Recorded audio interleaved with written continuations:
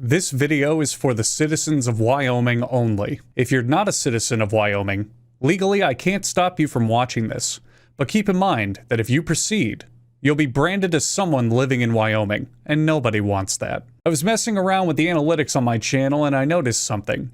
Wyoming hates me. Wyoming accounts for the absolute lowest view count percentage on my channel. It's so bad that I had to open the analytics in a Google sheet just to see them, because YouTube only shows the top 50 results on their built-in tools. Wyoming even got beat out by the District of Columbia. They're not even a state. I don't think they even have rights. Wyoming's greatest claim to fame is that it makes the total number of US states 50 instead of the awkward 49. As soon as we induct Puerto Rico and hit 51, most representatives in Congress are going to vote to kick out Wyoming so we can stay at a nice round number. But I can't be too hard on Wyoming, because they also had the highest view duration of any state. So all 17 people with internet access in Wyoming are out there watching me and love what I do. Let's celebrate America's I swear to God we're more than just Yellowstone Park State by taking a deep dive inside Wyoming. Wyoming is nicknamed the Equality State because when you live next to only 3 other people within a 100-mile radius, it's really easy to find common ground. But it's also nicknamed the Equality State because it was the first state to give women the right to vote, because they were desperate to appear more modern to entice settlers to live in Wyoming. That's not a joke. They weren't benevolent about it at all, they just wanted to look good. In fact, more reasons that are speculated to be why Wyoming gave women the right to vote before any other state is because they wanted to make some guy look like an asshole. John Campbell was a Republican representative from Wyoming, and he extended the right to vote to ex-slaves, which, that's good. That's nice. But the Democrats at the time thought, how can we make this guy look like a total backtracking pussy? I know, let's make a bill that extends it to women. That way, if he votes against it and tries to get it repealed, he'll look like a cowardice backtracking moron. And if he votes for it, hey, women get to vote. It's a win-win. Even funnier on that story is many other legislators at the time voted for the bill just to say that they could, just because they thought it would make them look good. Most of them thought that the bill would never have a chance of even passing because they assumed everyone else was voting no. I can just imagine them sitting back in their illegal elephant ivory chairs in their big corrupt offices and popping a fucking Cuban cigar and going, that bill's never ever gonna pass. Women are never gonna get the right to vote. What are they gonna do if they find out I lied about voting for it? Vote me out of office? They can't do that. Tourist destinations of Wyoming include most of Yellowstone Park, but not all of it because they share some of it with Idaho and Montana, as well as Wyoming is the 10th largest state by area, but only has a population of 578,000, a number which has been decreasing since 2016, presumably because everyone living there realized they live in Wyoming. For contrast, Rhode Island has a population of over 1 million people, and it's only 1,200 square miles. Most people would rather stand sausage to sphincter in hopes of getting a lobster roll than comfortably stretching their arms out across Wyoming's country fried steak. Yeah, country fried steak. According to a nationwide poll run by the Cooking Channel, country fried steak was the dish that most Wyoming citizens identified as a state dish. You know, that generic breakfast staple that you can get at any forgettable diner across the planet or at any Denny's that's not currently being robbed. I wasn't satisfied with this answer at all, so I did a bunch of Googling to find what actual Wyoming citizens claim are state foods. The most popular answers were Rocky Mountain oysters, bison burgers, various hunting game meats such as elk, venison, and antelope, chili with cinnamon rolls, and Taco John's. Every single item on that list is fascinating. Chili with cinnamon rolls. It's really popular there. There was a ton of people talking about it. You take the fucking cinnamon roll and you pour the chili. Oh, God, no! Taco John's, a Tex-Mex restaurant founded in the capital of Cheyenne, is one of the most Wyoming restaurants around, despite the fact that they have locations in 20 different states. And Guam, for some reason? The menu's like a sad knockoff of Taco Bell from before 2019, except with chicken tenders added to it. It's nothing but predictable, uninspired Tex-Mex burritos and tacos served alongside Pepsi products. In other words, it's Taco Bell from after 2019. In a bit of trivia that you've probably seen reposted on Reddit 1,000 times, Wyoming only has 2 escalators, and both are in the city of Casper. I'd assume it's because they're a closely guarded secret, because if the rest of Wyoming found out about Casper's magic set of stairs what move on their own, they'd probably burn the town to the fucking ground. And finally, Wyoming has been a bit of a Hollywood star throughout its days. Famous gay cowboy romance movie Brokeback Mountain takes place entirely in Wyoming. Moving on. And Wyoming was also the subject of a terrible Disney movie called Meet the Deedles, starring Paul Walker and Steve Van Wurmer. I remember this movie. I don't know why. It's one of those weird ingrained memories in my brain that I think of very often that you don't even have a good reason or connection to it, but you just think about it a lot. I remember this movie aired on Disney Channel and there were advertisements for it on Disney Channel. And there was a scene where the main characters are surfer dudes and they get sent to Wyoming. And when they get there or hear that they're going there, they go, Wyoming! And that just fucking won't leave my brain. But now you know it too. We gotta save Old Faithful. Yeah, fully. This movie is terrible for a variety of reasons, including its bad humor, horrid plot, and unlikable characters, but most importantly, look at the cover of this piece of shit. It makes absolutely no sense. What am I even looking at? You can't have a movie with a ghost in it. Paul Walker died over 8 years ago. Well, wait a minute. Digital actors. Hang on a minute. Hang on. Yeah, hello, Hollywood? What do you know about milking the corpses of celebrities and actors to make a shitload of money for all eternity? Oh, yeah, of course I'll hold if you connect me to Disney. What are you fucking doing? I'm still on the phone. Get the fuck out of here. Bold move by Alabama to put song lyrics that are quickly becoming synonymous with incest on their welcome sign. At least they don't lie about what to expect when crossing their border.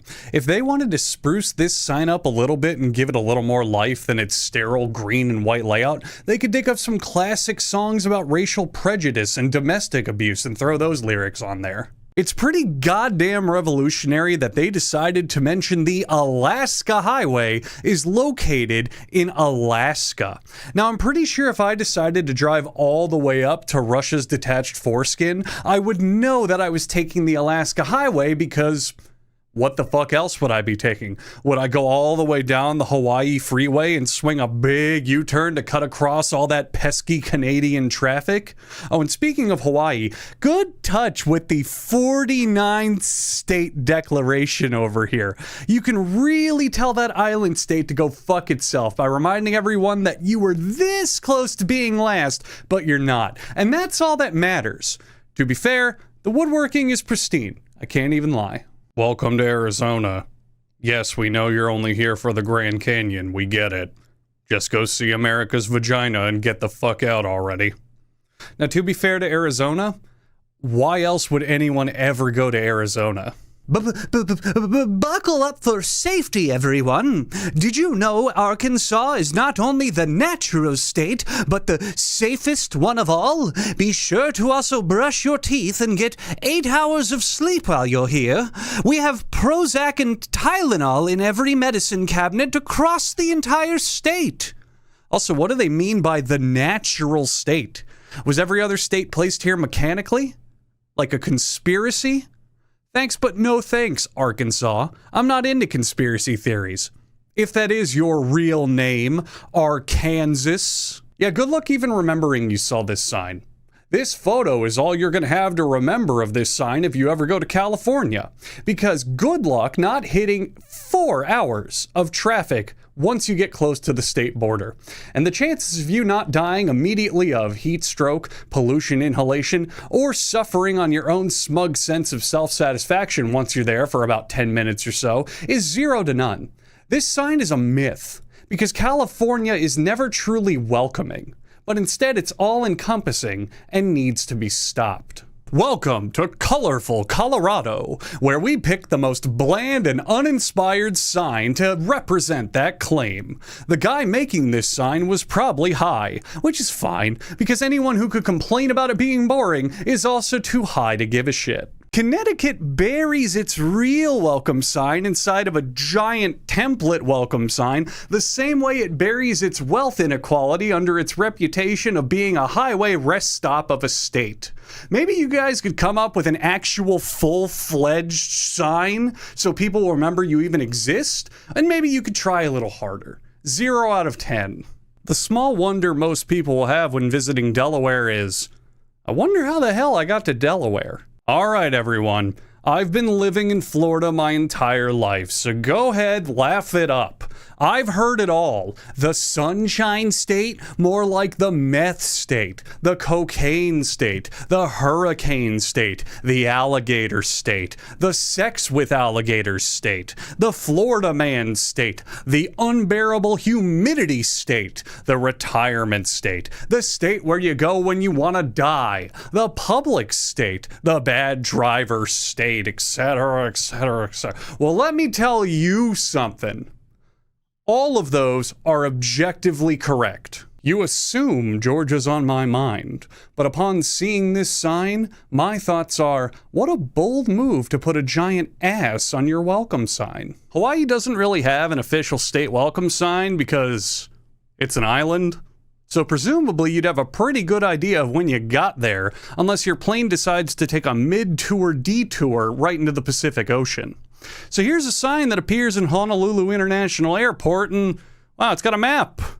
You know, in case anyone with an aisle seat on the plane ride over wanted to get a glimpse of what they missed out on during landing, and they were too polite to ask their neighbor if they could sit on their lap. So the Welcome to Idaho sign was originally covered with stickers from travelers coming from all over, from all other states. It was a fun, multicultural display of the love of travel and the unity shared amongst all Americans, which of course means the local government had to piss all over it. That fun, historic sign was replaced with a boring, clean copy not that long ago, alongside a official sticker mount thing next to it shaped like the state that officials want people to start putting their stickers on to show off and keep the actual welcome sign clean. If you ask me, this design is incredibly bland and boring, and all that this means is the government just gave all you citizens of Idaho 2 canvases for your shiny new stickers. So get to work. Wow, can you believe that the state of Illinois has a natural river flowing through it that perfectly forms a profile of President Lincoln's face? Wait, it doesn't? Oh. Well, it sounds to me like you fucking cheated, Illinois. I like this sign. It was my favorite so far, but you had to throw it away by cheating. You don't believe me? The land of Lincoln, from the people of Illinois. Lincoln wasn't even born in Illinois. He was from Kentucky, meaning he's a person of Kentucky, even though he practiced law and all sorts of other stuff in Illinois. Better luck next time either way, you're disqualified. Okay, this one's my current favorite. Appealing design, good color contrast, interesting shape. Except, if you had properly separated the in Indiana with the line work here, you could have made a great statement about how the people are now in Indiana. See, like you take the in from Indiana and you color the background a different color and you change the lines up a bit. And it's like, hey, you're in Indiana now. You're in. But you fucked it. You fucked it up so bad. Look at the sloppy line work. You were so close, Indiana. You almost convinced someone that it was worth it to live in Indiana. Really, Iowa? A typo on your welcome sign? Come on, guys. How do you misspell the word corn that badly? For those of you who don't know, ad astra per aspera is Latin for, why the fuck are you making me pull out my phone to Google Translate Latin while I'm going 90 miles an hour on the highway, Kansas? I like the minimalist sunflower, but just because your welcome sign is super busy, it doesn't mean you suddenly will be one day. Yeah, suck my fucking dick, Illinois. Kentucky gets all the bragging rights to Lincoln. I'm not gonna lie, this sign kicks ass. I would probably have chosen Colonel Sanders, a piece of fried chicken, or someone who can only read at a second grade level as the Kentucky mascot instead of a horse, but this sign is fucking great. French. Maine's main attraction is never going to be its welcome sign because it is without a doubt the most dull, uninspired thing I've ever looked at. The way life should be is full of fun and excitement, Maine, not wondering if mayonnaise is going to make your sandwich a little bit too spicy. What in the Sam fucking hill is this thing? Side note, actual real side note, when I was writing this script and I first saw this sign, I audibly said out loud, what the fuck is that? I hate everything about this sign. Garish colors, a weird pimple-style shape, flowers reminiscent of designs you see on your grandmother's throw pillows, a state flag, a state flag that's so fucking ugly I'd think it was a joke if I didn't Google the fact that it's real. And of course, enjoy your visit being an obvious afterthought of a slogan they hastily slapped together on there because they were getting dizzy from all the projectile vomiting they did after their color design. Oh, worst sign by far. My 6-year-old niece could do a better job than this. Nothing special. Just feels like they stuck to a template more than anything else. State name in the standard roadside font. Welcomes you or welcome to in a fancy font. Some pictures of things from the state. It's just boring. It's like C+ material here. You're only earning the plus because at least you understood the assignment, but you didn't put any effort in whatsoever. Whoa, Big Papa, slow down. Not one, but 2 American flags? Can you handle that power?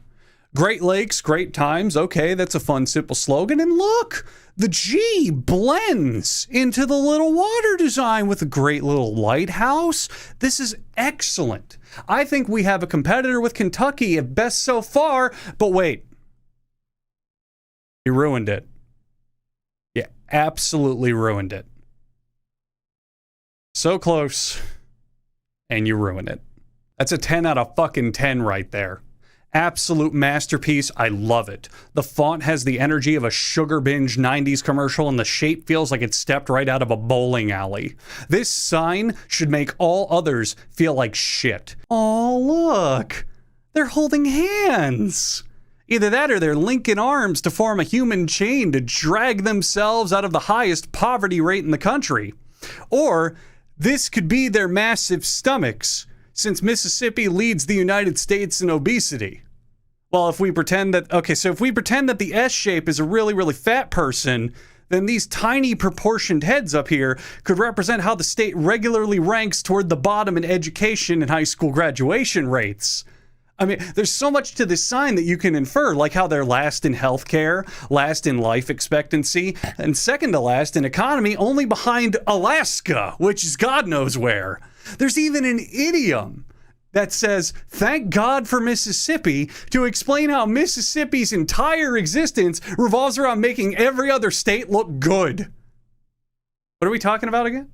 Oh, the sign, right. The sign's nice. It's cute. I like the music. Really, Missouri? You just gonna copy Mississippi's homework like that? The show me state better show me something more original, because I'm not putting up with plagiarism.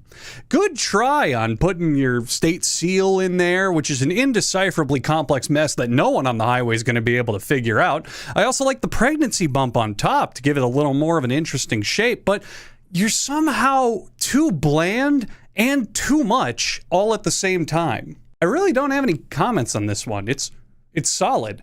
There's good color work. I wish that the 2 was a little bit more visible, but it's simple, eye-catching, pleasant to look at. It's too bad the sign's only going to last about 3 more months before it's destroyed by a wildfire, a blizzard, or a machine gun-toting cultist who's hopped up on a lethal cocktail of drugs. Nebraska, hey, come here. I want to talk to you. Come here, Nebraska, come here. You can't just steal an entire holiday, Nebraska. Arbor Day is for all Americans who don't give a shit about trees regardless of what day it is. Now look, I know that you invented it, and I like your little sci-fi font and your mountain peak and your slogan that implies that living in any other state is shitty. I dig all of that. But you're trying to claim a completely worthless holiday for your own, and that's just greedy, which has bumped you up even higher on the ranking list. Way to go, Nebraska, you're a top 10 sign for sure. So you're the silver state and you don't even have enough silver to decorate this sign at all? You're just gonna go with the bog standard white and blue? That's boring. You couldn't even sell any of that silver to pay a graphic designer for a more interesting design? I mean, fuck me, Nevada. You have Las Vegas. Wow me with something. Don't act like a flight attendant when my plane's landing and politely inform me that my time zone has changed. Ugh. God, this one's even worse. At least silver's something cool to brag about, but when New Hampshire's gonna be up its own ass about granite, of all things, who gives a shit? Welcome to, followed by state name, followed by slogan. It's already played out format, and you're gonna follow it up with a claim that only like 7 geologists are gonna give a shit about? Come on, New Hampshire, you could have been somebody.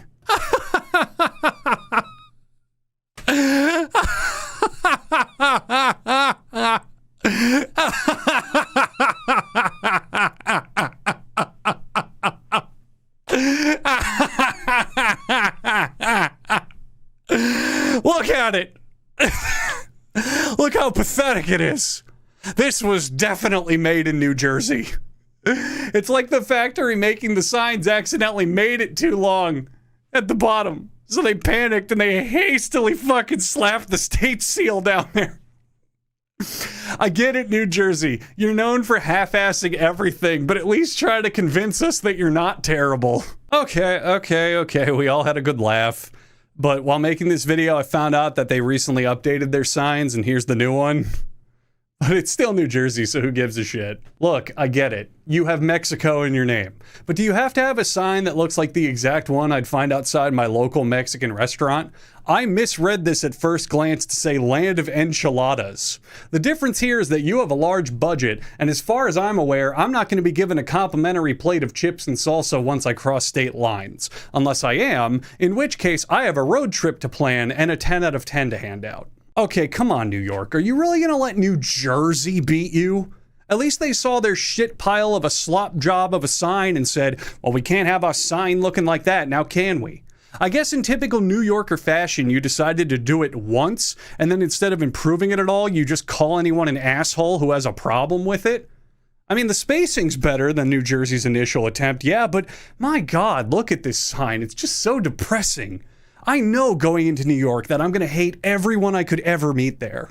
North Carolina, nation's most military-friendly state. What in the fuck does that even mean?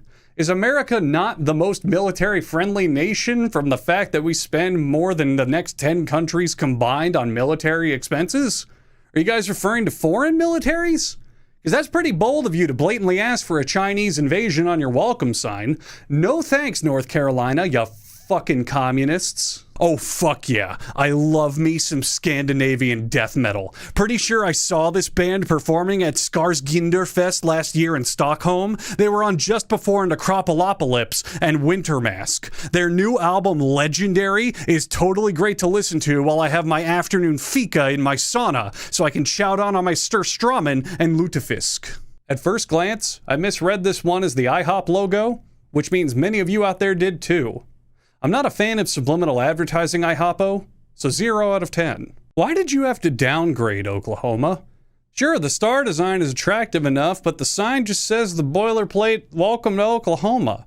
What does that tell me except my GPS is functioning correctly? Check out the old sign. Discover the excellence. It does such a great job at helping me discover the excellence of other states that I'm not currently in because for some reason I decided to go to Oklahoma. Diarrhea. You guys narrowly avoided a case of don't dead open inside here. And that's good on ya, because I'd hate to read this and think it as pen well Sylvania comes you, because that's just the word on away from describing a most likely nasty man's filthy plan for me. Regardless, here's the new one, with the dumbest fucking URL I've ever seen. Why do I need a website about visiting Pennsylvania if I just drove into Pennsylvania? It probably is there to tell me that the best way to pursue my happiness is to avoid turning in any direction, so I don't even have to remember both Pittsburgh and Philadelphia are in the same state. Rhode Island is the only state that gets access to the ocean. We've been over this. That includes the Pacific Ocean on the other coast. So hands off, California, you greedy fucks. The boat's a nice touch. It's a subtle reminder that the only thing to do in Rhode Island is to drive to a coast and set sail on a boat in search of a large enough landmass that's actually suitably inhabitable for humans. I roped South Carolina and South Dakota together because they both ripped off their slogans from 90s self-help VHSs. So let's compare. I'd argue great faces is better than smiling faces, but beautiful places is probably more impactful than great places. I have no idea, but South Dakota has a huge advantage here because of this incredible portrait of Mount Rushmore painted in the same color as the face cream that your mom uses to try to trick men at the bar into thinking she's 10 years younger. The design as a whole is a bit on the nose, seeing as South Dakota by this point is basically a state whose entire purpose is to promote that it has some dead white dudes' heads on the side of a mountain. But hey, it's better than generic welcome to state name shit that South Carolina's doing here. In my book, South Dakota wins this contest, simply because the hyper-realistic slave owner heads are more likely to make me get into a car accident by craning my head to say, "Ooh, look," as I drove by it. Tennessee, the volunteer state. Oh, I volunteer. I volunteer that you get someone to make you a more interesting sign. The state font's a good start, but oh man, volunteer state looks like it's a Times New Roman ripoff. And following all this up with welcomes you in the default road sign font? Come on. At least you have a nuclear testing flag to remind people that Oak Ridge, Tennessee is where the Manhattan Project was born. Good job nuking Japan and giving us anime, Tennessee, you sick fucks. No, I'm serious. I love anime. Thank you. Welcome to Texas. Drive friendly. The Texas way. Oh, that's a great joke, Texas. I didn't expect Texas of all the states to have the funniest joke of all on it, but there it is, clear as day. And I better stop making my own jokes right now before someone driving in Texas stops their car to enact their civil right to shoot me in the back of the head. God damn, that is a lovely sign. That is a lovely fucking sign. Do you see how easy it is, other states? We have the technology to print whatever the hell you want on metal, and you guys stick to welcome to blah blah blah and some boring fucking state flag shit. This is awesome. There's no way in hell I'd ever be caught dead in Utah, but if I was, I'd immediately blame this sign for putting me there. Top 3 for sure. Well, you certainly set out average expectations, and you met them. Just as expected from Vermont. Those certainly are green mountains for the Green Mountains state. Maybe you should have a second slogan that says, "This is our state welcome sign." And then maybe a third one that says, "We're Vermont." Ugh. I've never wanted a shower after a state welcome sign, and yet here we are. You really had to make the heart the V in lovers when it would look so much better as the O? Either way, you can't walk 5 feet in Virginia without tripping over a Civil War battlefield, but I guess the slogan "Virginia is for people who love dying of sepsis from musket shot" isn't really that catchy. Hey Washington, you and Vermont should get together and jerk each other off over how much you like the color green. Maybe when you're done, you can exchange tips on how to make a sign that doesn't bore the shit out of me. Come on, man. Illinois is tangentially related to Lincoln, and they slap the guy's picture everywhere. And you can't think of anything to do with the name Washington? Except being the most boringest sign that was ever invented ever? West Virginia really got screwed here because I'm so exasperated from seeing generic template signs that I don't even have the time to give a shit about this one. Open for business? Does the state close on the weekends? If I planned a family vacation and I'm going to Wisconsin and you guys tell me that the state is closed and you lowered a giant state-shaped dome over it for the weekend, I'm going to need to speak to your governor, because I also want to ask him how the fuck you get away with advertising 3 generic things you find in every other state. Wyoming. You and I certainly have a storied history. For those of you who are unfamiliar, I made a 7-minute-long video a while back dumping on every facet of Wyoming I could think of because, 1, Wyoming viewers make up the smallest portion of my US audience by a large margin, and 2, let's face it, shitting on Wyoming is funny and deserved. I was on a few Wyoming-based blogs and news journals because people were complaining of how much I ripped them a new asshole and they didn't like it. But let's face it, there was barely anything to rip on in the first place. It's too late for you, Wyoming. You already are a joke in my eyes, and probably in the collective consciousness of my audience. But you know what? I could use another good laugh today. So I will give your sign an honest-to-God chance. Go ahead, Wyoming. Show me what you got.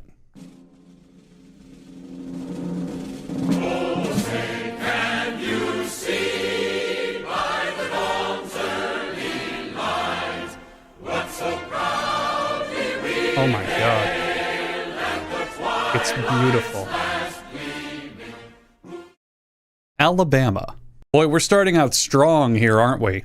I'm going to go ahead and lay down a blanket statement here. If your flag is most likely inspired by the Confederate flag, you're already getting a failing grade, because I'm not a fan of losers who can't let an embarrassing defeat go. And even without that qualifier, Alabama's going to get a real big see me after class written on this half-assed homework assignment, because it's pretty evident the violently alcoholic stepdad Alabama has to deal with at home is what caused them to turn in this unfortunately unfinished piece of shit.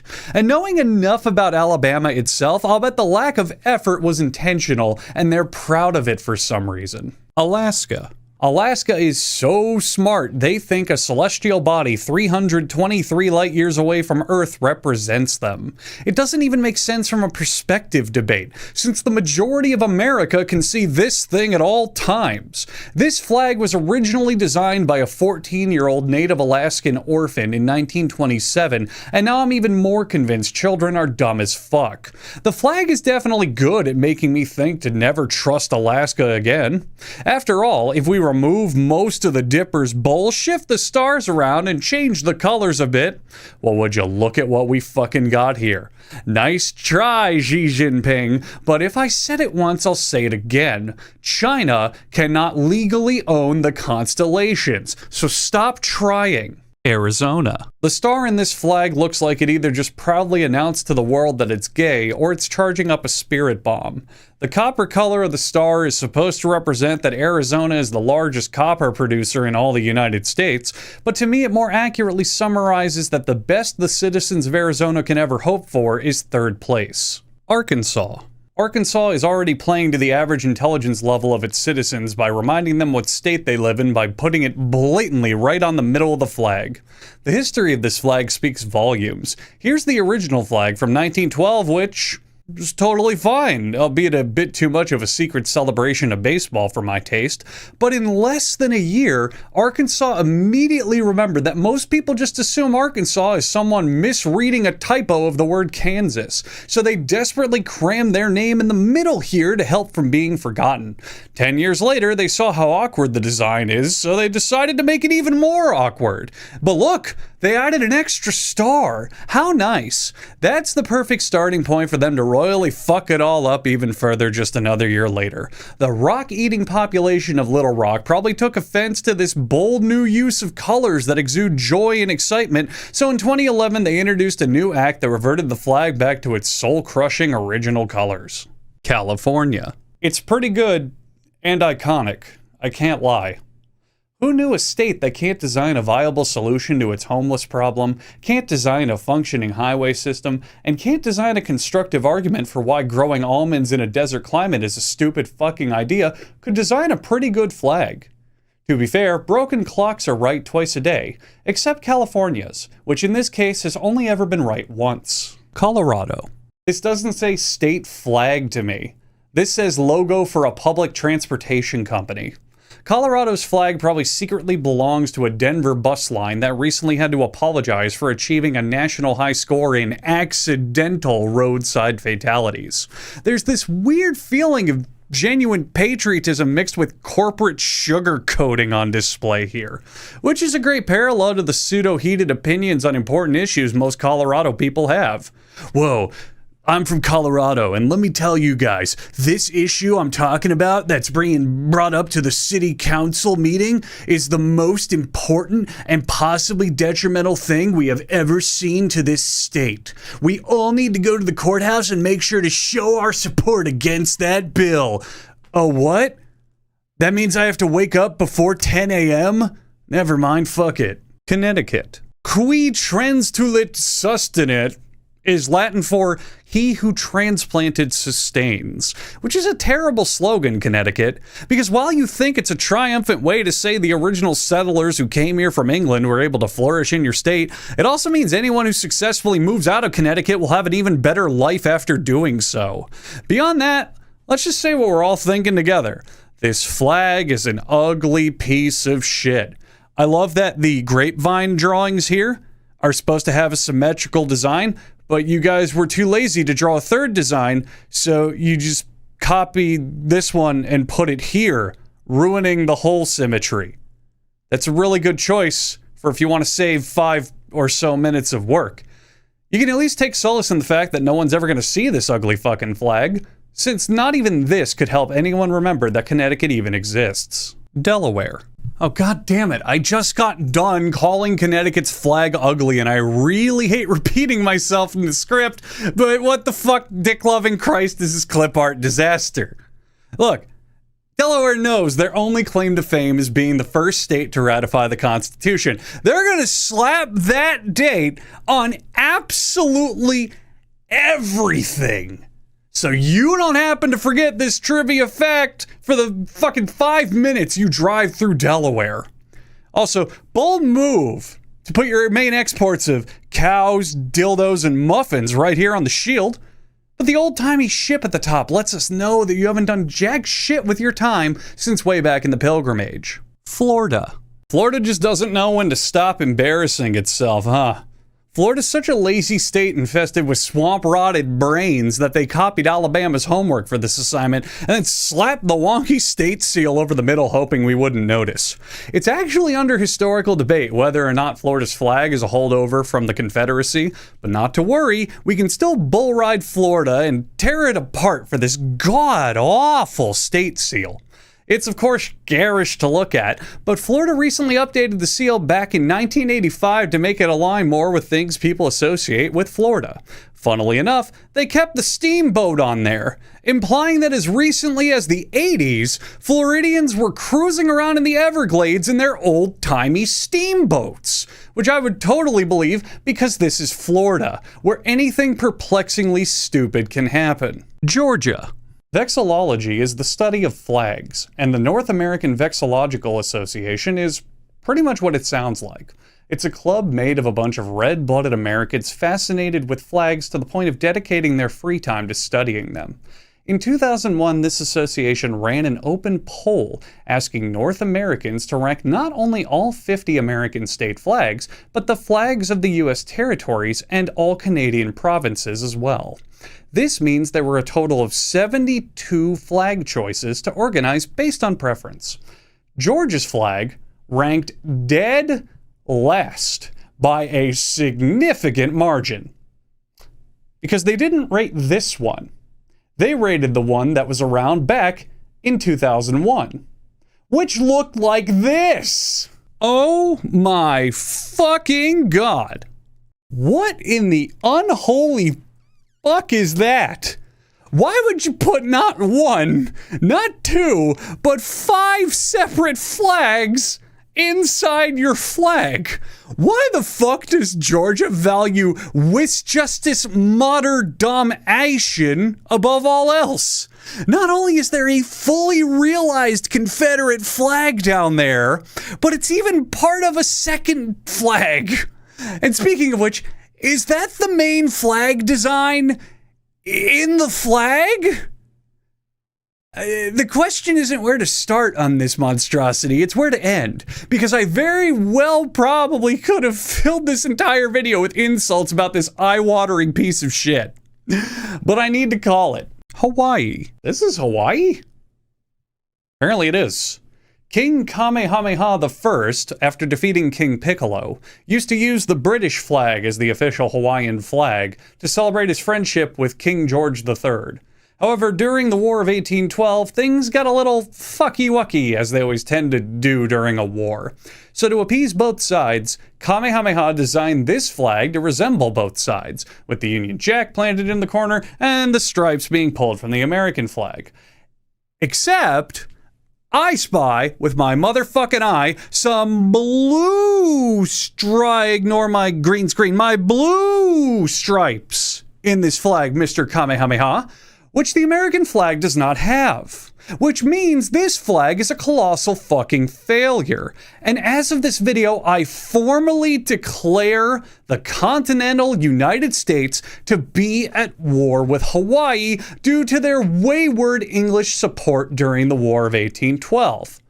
If you live in the continental United States, be sure to tell a Hawaiian to go fuck themselves, because they deserve it.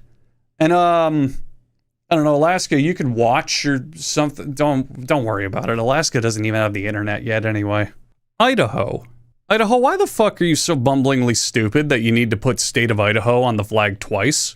If your citizens already can't read, putting the name there twice isn't going to change anything. Fun fact, this is the only state seal drawn by a woman. And of course, leave it to a woman to do something that's totally cool and should make everyone proud.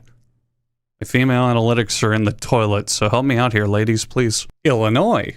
Sometimes I get really concerned that someone's playing a prank on me. This has to be a high schooler's submission for a flag designing contest, right? Okay, that's a little harsh. It's probably a middle schooler's submission, because high schoolers at least have some concept of not making something that looks like shit. Maybe the next time you decide to snort a bunch of Xanax and make a collage out of clip art, try not to turn it in as the official state flag. Indiana. Holy shit, it's time for the Olympics, which is exactly what any and all people who see this flag will be thinking. This flag doesn't remind me of a state that was almost exclusively governed by the Ku Klux Klan in the 1920s, but instead gives me an urge to try to change the channel before I'm forced to watch someone try to convince me that curling isn't just advanced shuffleboard. Iowa. Well, according to this flag, the state of Iowa was initially founded by a World War II airborne division. Ignoring the fact that the base template is the French flag, which should make any American military officer hang his head in shame, but the layout of the text tells me that the Screamin' Eagles didn't give much of a shit for appealing formatting and instead opted to create a new verse of the Pledge of Allegiance through brute force. Kansas. Ad astra per aspera is Latin for, Kansas really loves throwing this fucking slogan onto everything, huh?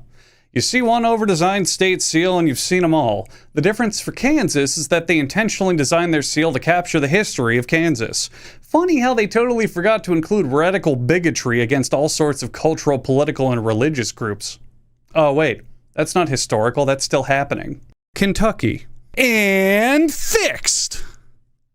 Louisiana. For about 100 years, the Louisiana flag looked like this. But about a decade ago, a Louisiana 8th grader noticed that the mother pelican was missing the 3 drops of blood on her chest, so they added it back. The 3 drops of blood are a Christian symbol from way back in the 3rd century when Christian texts described the belief that the mother pelicans would kill their young as they grew older, and then lament for 3 days until finally puncturing their own breast with their beak and reviving their children with their blood. So Louisiana, I have just one question. What the fuck? Maine. You'd normally think I was gonna shit on this design for being another bland, boring, uninspired use of the state seal. But looking at the actual art for this seal, I can say with confidence that I like it, because I happen to have read this particular part of JoJo's Bizarre Adventure, and it was pretty good. Maryland. I want to tell you all a story. A long time ago, in a quaint little state just like Maryland, there lived a group of people. This group of people were all very diverse, with different skin colors, different beliefs, different hobbies, and enough differences to make each and every one of them unique. But they all happened to have one very simple thing in common. They loved drinking diarrhea. They'd drink diarrhea when they woke up in the morning. They'd chow down on some diarrhea with every meal, and they'd chug a cool glass of diarrhea just before bed every night. Their love for diarrhea was no secret either. They all proudly discussed with each other their favorite flavors of diarrhea, plastered pro-diarrhea propaganda along their street corners, and tried to include diarrhea in nearly every aspect of their lives. One day, a traveler arrived to this quiet little town and was mortified by what he saw. "My goodness, that's disgusting," he cried, as he saw that each and every member of this community enjoyed drinking diarrhea all day and all night.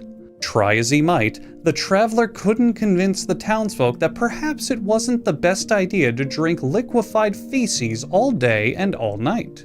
He couldn't persuade them to consider that there was a whole litany of other, more pleasant things to drink, and plenty of other hobbies and pastimes to immerse yourself in. And try as he may, the only answer the townsfolk would ever respond back with was this: "We all love diarrhea. Therefore, it must be the best option." You've probably figured this out by now, Maryland, but I'm talking about your state flag.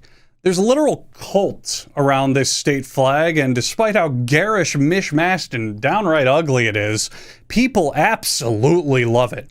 Remember that all-important flag survey from earlier? The Maryland flag finished 4th. People cannot get enough of this intentional eyesore, and you know what?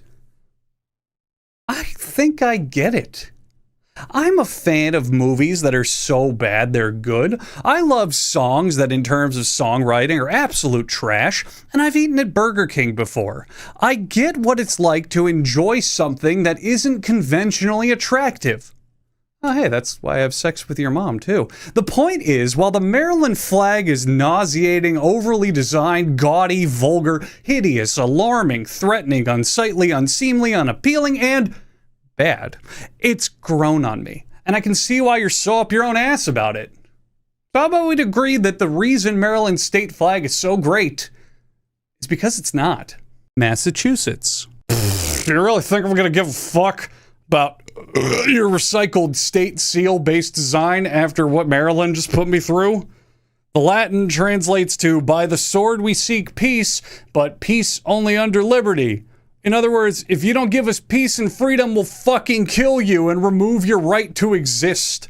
Shut the fuck up, Massachusetts, you paradoxical asshole. You had the hard task of following Maryland, and boy did you fail.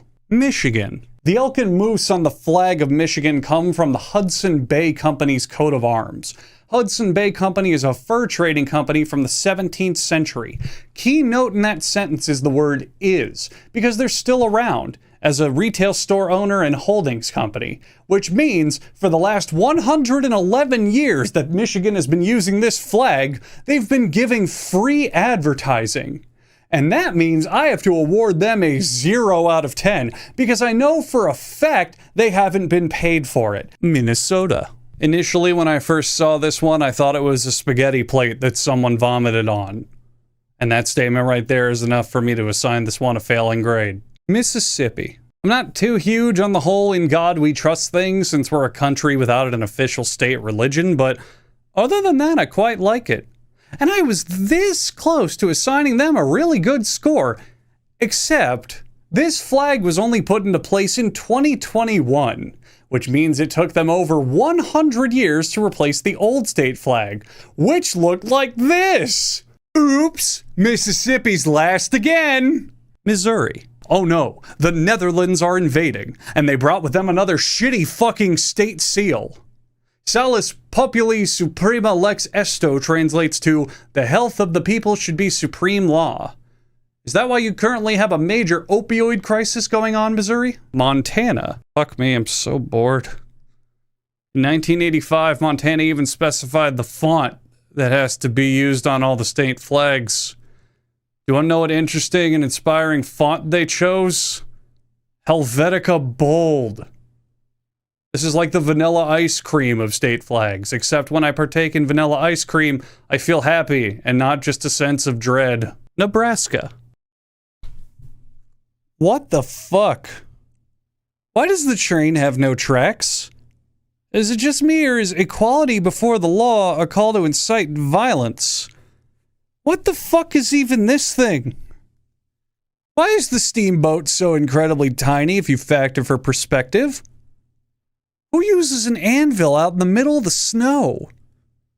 Congratulations, Nebraska. This is easily the worst one.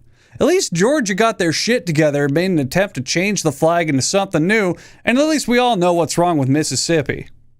This piss stain of an idea of a flag is still in use today, and is probably the worst one I've ever seen. I wish every year all the states got together to give each other medals for cool things they did that year, and when Nebraska showed up, everyone just gave them a wedgie and kicked their ass while their poo-poo stained underwear blinded them into stumbling around like a drunk uncle. Fuck you, Nebraska. Fuck you for making me even look at this. Nevada. There's a trend that you guys have probably noticed by now I'm going to call attention to.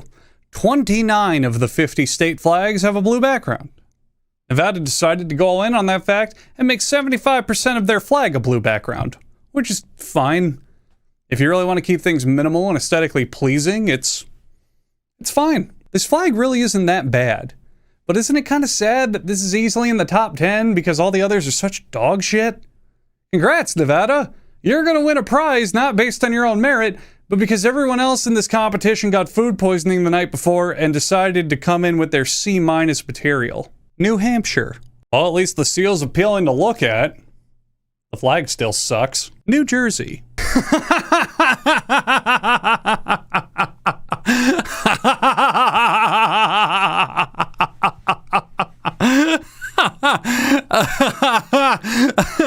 Horsehead. They couldn't even afford a whole horse. New Mexico. That is such a good flag. This is a downright spectacular flag. Not only does the color scheme appropriately evoke the desert landscape, but this symbol represents the sun for the Zia people of New Mexico. The Zia sun has a lot of sacred meaning to it. 4 is an important number in their culture. There's 4 sets of lines in this design, representing the 4 directions, 4 times of day, 4 stages of life, and 4 seasons. The circle in the middle is said to bind all of the concepts together. This flag is gorgeous because it understands one very simple, effective, and powerful design concept: subtlety. We don't need a giant overbearing design to spell out each and every piece of symbolism to us. If you happen to know what the design stands for, then there's that much more for you to appreciate. But if you don't, you get to ask the question of, why this symbol? What does it all mean? Instead of being bombarded by explicit, boring garbage everywhere you dart your eyes. This flag handily was placed #1 on that big Flag Association survey that I keep bringing up, and I am not surprised in the slightest. Some of you out there are probably going to get a little pissy at me for awarding Best in Show to such a simple flag, but when the competition's been this bad, I can't give this first prize fast enough. That just put me in great spirits. I dare say I'm even more excited now to see the next one than I was this whole video. Let's keep this momentum going. Come on! New York.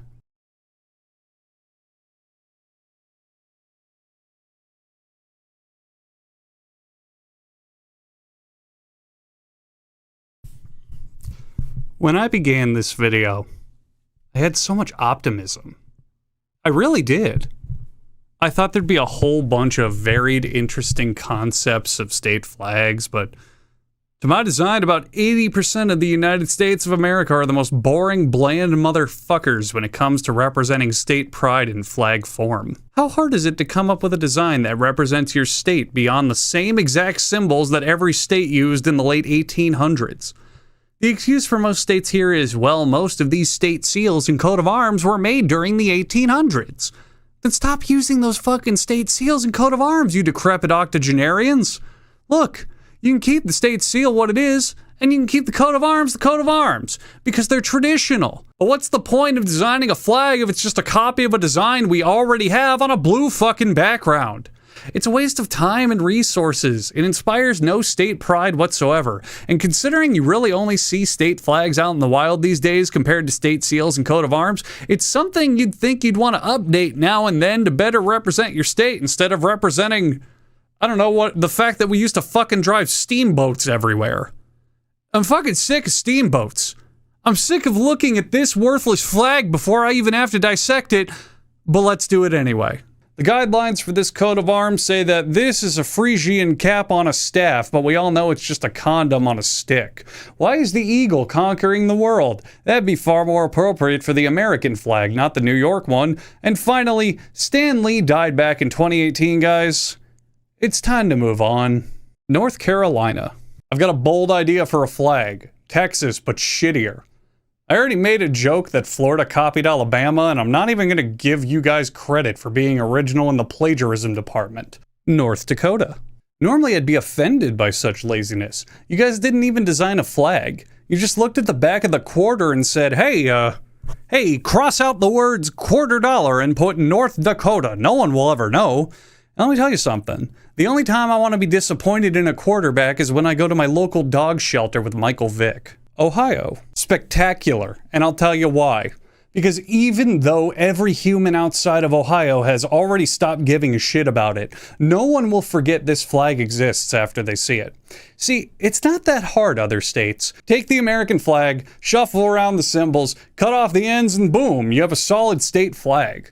Yeah, your design isn't exactly interesting or unique or representative of Ohio in any way, but it's a non-rectangular shape. Oh boy. And in this competition that's starting to become about making your state look as uninteresting as possible, Ohio at least attempted to be different. Oklahoma.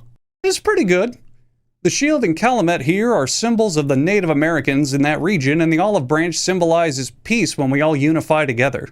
Initially, I thought the whole thing was just a symbol for how much they love smoking weed, but then I remembered, one, I'm probably a bit racist, and two, Oklahoma is far too poor to ever afford any. Oregon. Visual diarrhea. Pennsylvania. I almost don't hate this one, because the crest design with the horses is actually pretty good looking. But then I looked at the inside and saw that it's all the same fucking monochrome symbols like farm tools, crops, colonial ships, and I'm just so tired of it all. Just be glad you didn't put a steamboat in there, because then the Pennsylvania governor would be receiving something very unpleasant in his mailbox tomorrow. I'd put some dog poop in there. What did you think I was going to do? FBI agent secretly assigned to monitor my YouTube channel. Rhode Island. I fucking love this one.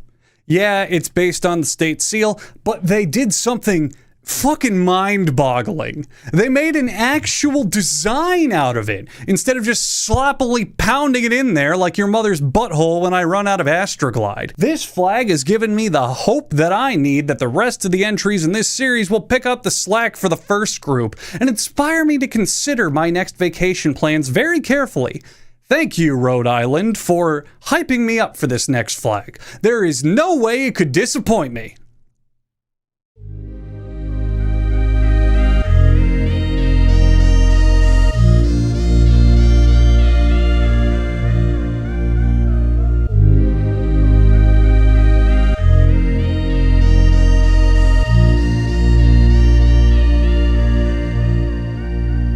I almost wish this one was last, so it could have the same poetic impact that Wyoming did in the previous video.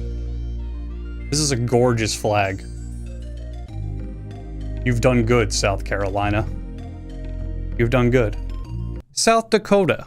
Okay, everyone point and laugh at South Dakota for fucking it all up. You really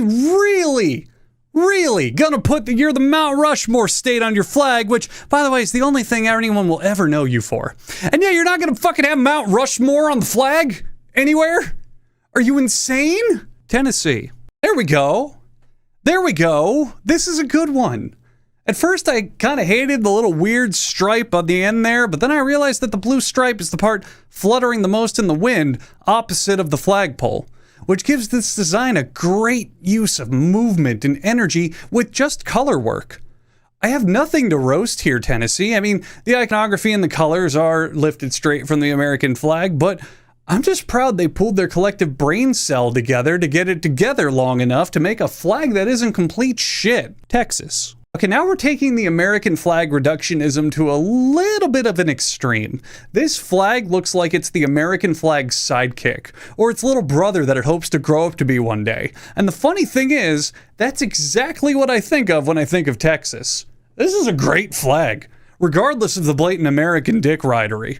Just be careful to not become Chile, since then you'll be caricatured into a gun-toting yeehaw viewpoint which would force you to publicly lynch the entire state if that ever happened. Utah, I'm just gonna say it. You may be excellent at road signs, but you genuinely suck at making flags.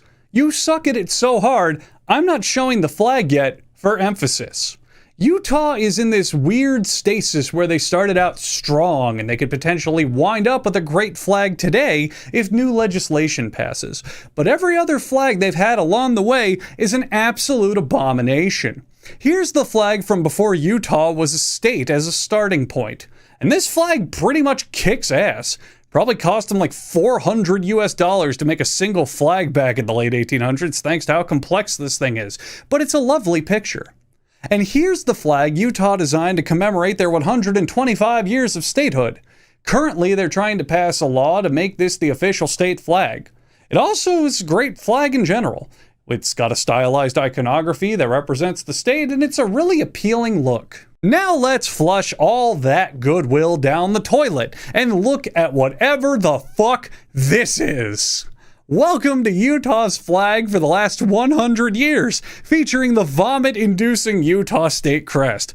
This flag surgically takes the charm out of the original home-style beehive designs and anally eviscerates them by plastering a dickload of generic patriotic junk on top. Not just one, but two dates, and you don't even get a total understanding of the second one for some goddamn reason. Good job writing industry on there instead of, oh, I don't know, coming up with literally any kind of visual metaphor to represent that concept. Because that's what a fucking flag is for. But I'm not being fair. I'm cheating a little bit here, and I'm sure every citizen of Utah watching this video is yelling at the top of their lungs so I can hear them through the gas mask that they're forced to wear so they can breathe outside. This flag was actually retired back in 2011. Here's the current flag. Jesus fucking Christ. Vermont.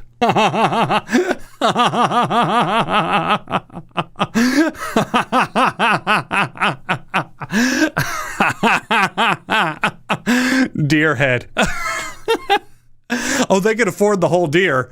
There's just not enough people around to warrant buying one. Virginia. I appreciate the liberal use of flashing a little titty, but the only thing this flag is arousing in me is a violent urge to throttle whoever likes seeing nothing but state seals everywhere you go.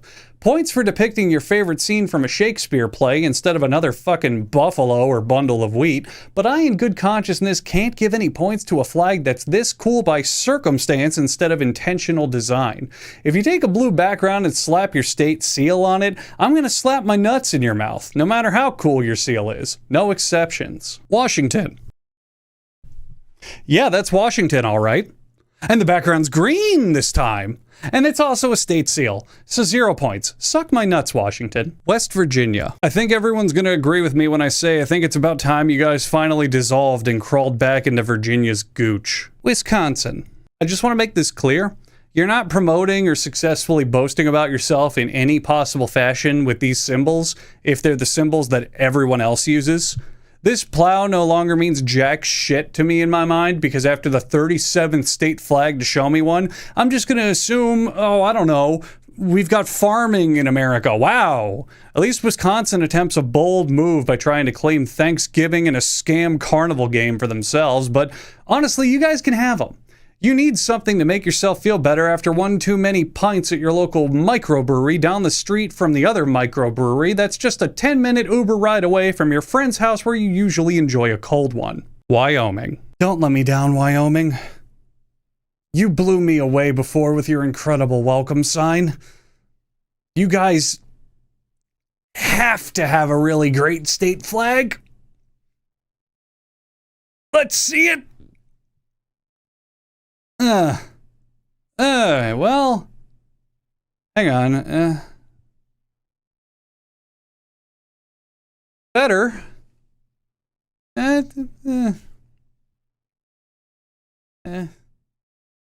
Quick disclaimer, I'm only looking at the standard issue plates for each state. If I included specialty plates, this video would be 4 hours long. And while it'd be infinitely funny and worth your time, that's just too good of content for YouTube. let's get started. Well, shit. This might be harder than I thought.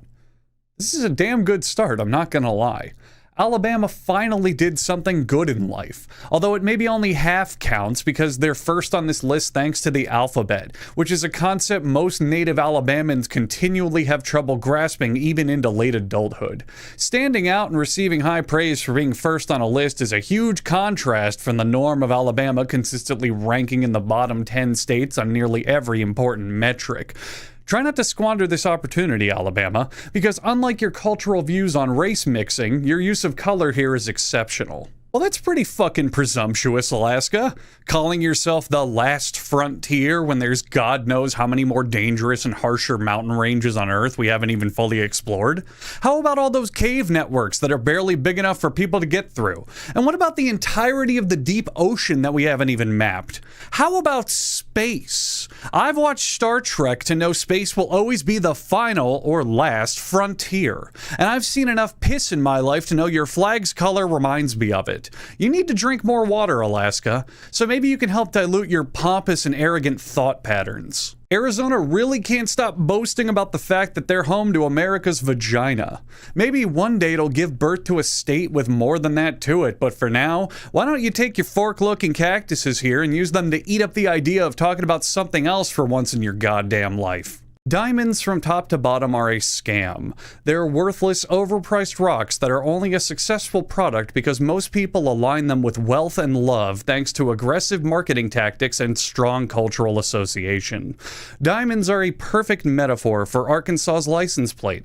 A uselessly boring piece of shit that only impresses people who fall for say-nothing word-of-mouth slogans or who are easily impressed. I'll say it again. What the fuck does the natural state mean? Except nothing. Wow. I didn't think things could get even more boring. What a wimpy piece of shit, huh? Was any sort of color or design too expensive for you to afford, California?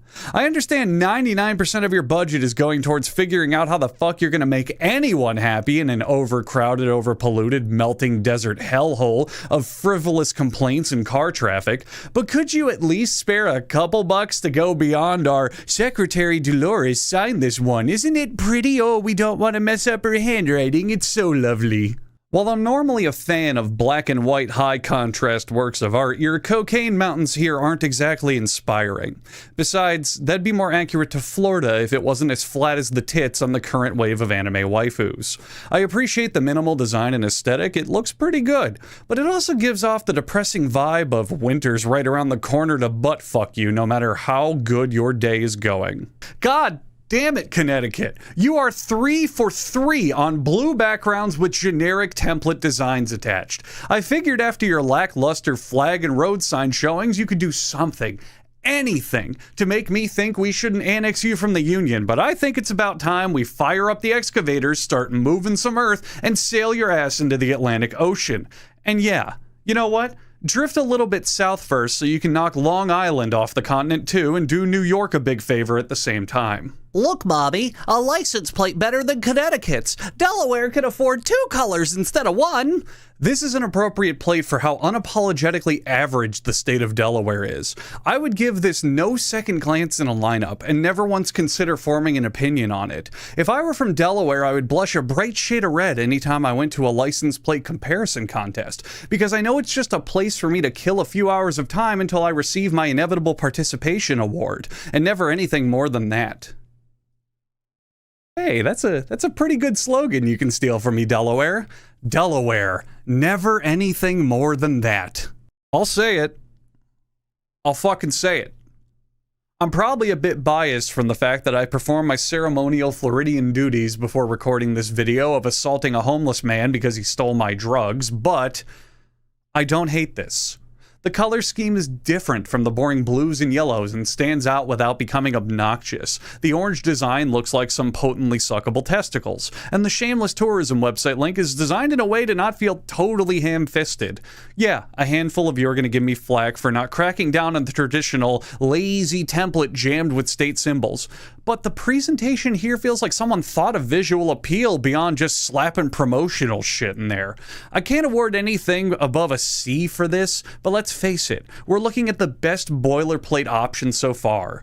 And sometimes just being competent is all you need in a showcase because the competition is fucking awful. Except, that's what I wrote before I saw Georgia's license plate. Let's check it out. That's a pretty cozy plate, Georgia. And you know what? You're making me reevaluate Florida and look at my own biases because this is actually a much better way to flourish a fruit-based design. Although I'm docking points on this one in comparison because of the lack of succulent-looking testicles. You've shown me that maybe I'm giving my home state a bit too much credit on their half-assed effort, when I could have a lovely landscape to warm my eyes. If anything, I should be hanged from the gallows for even considering defending Florida. But let's give Georgia the clear victory and move on with our lives. What are you, gay? Which is fine. There's nothing wrong with that. None of you watching thought there was a problem, did you? Maybe the fact I brought up testicle sucking in the previous 2 entries should give you an idea of my overtly sexual liberation. Regardless, I wouldn't have sex, or fuck with, as the kids say, this license plate. It's just missing anything. The rainbow here is super basic, bitch, and the rest of the plate doesn't have anything to it. At least when I cut Florida a break, they had green text and a few things to catch my eye. Hawaii just catches these hands if anyone tries to convince me this plate wasn't made in 5 minutes, tops. God damn, alright, yeah! Idaho finally hitting its redemption arc on this one. I fucking love this one. The scenic text is eye-catchy but not intrusive. The red, white, and blue color scheme cascades great, meshes very well with the graphics, and hits the patriotic notes, and they even reminded us of the potatoes at the bottom. Let's just give this thing the 10 it deserves. I'm giving it bonus points because everything else they've done with their state decor is pretty shit, and this is decidedly not shit. A rare standout performance from the masters of Spud. So let's let them have their week of celebration before they invariably fuck it up again. Sneaky Lincoln's gonna fucking cut ya. The outline of the Chicago skyline is pretty good, but I'm longing for more color creativity here. When Idaho used the American flag colors, they found a great gradient design to work with, but here you have generic blue background and tried a little bit with the white skyline, but then you hastily went, oh fuck, oh shit, we need red. The letters and numbers, make them red. We're patriotic, we swear. You're this close to being interesting, but it just feels like you wanted to play it too safe. Also, who told you that putting your state name in a font stolen from Microsoft Office word art was a good idea? I'm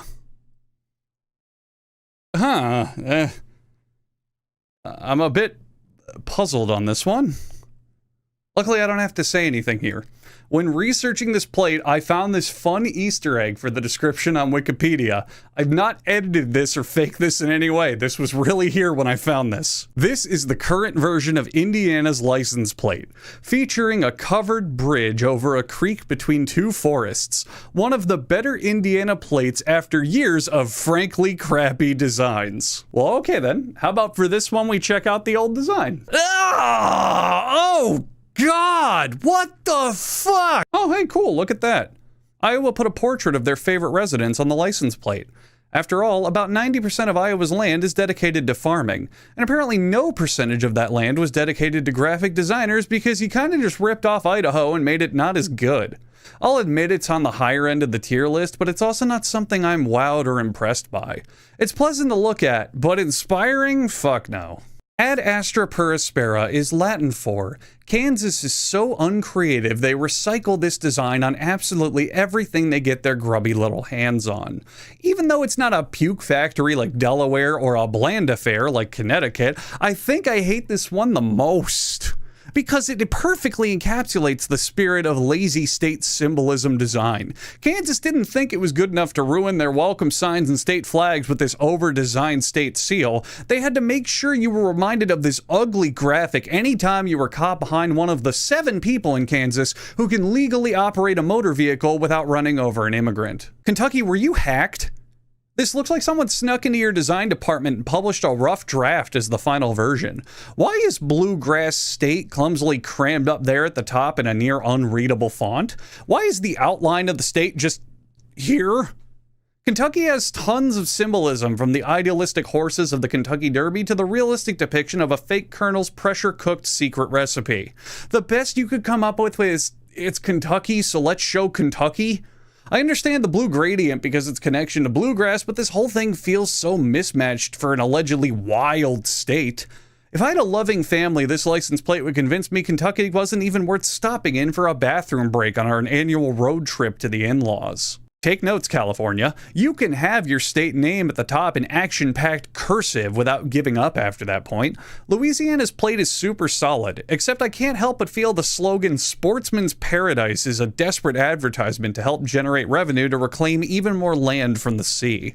Allegedly, the slogan refers to Louisiana's great hunting and fishing opportunities thanks to an abundance of swamps, bayous, and wildlife. But to me, it just screams we had to pay the bills, so now here's Louisiana, proudly presented by the wonderful folks at Bass Pro Shops. It's pretty good.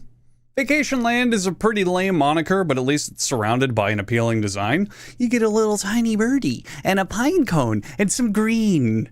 Maine made sure they did just enough to not be considered awful. I'm not going to be handing this one any ribbons, but if I had to angrily glare at this when someone cuts me off in the drive-thru line to order the last lobster roll, at least it's a design more likely to calm me down than to make me start ramming their bumper all the way to Canada. There she is, the half-regurgitated spaghetti dinner, half-decoration of the Save the Bees coalition known as the Maryland flag. I can't say anything I didn't say in the state flag video here, since half the plate is literally the fucking state flag. So let's talk about the rest of the license plate.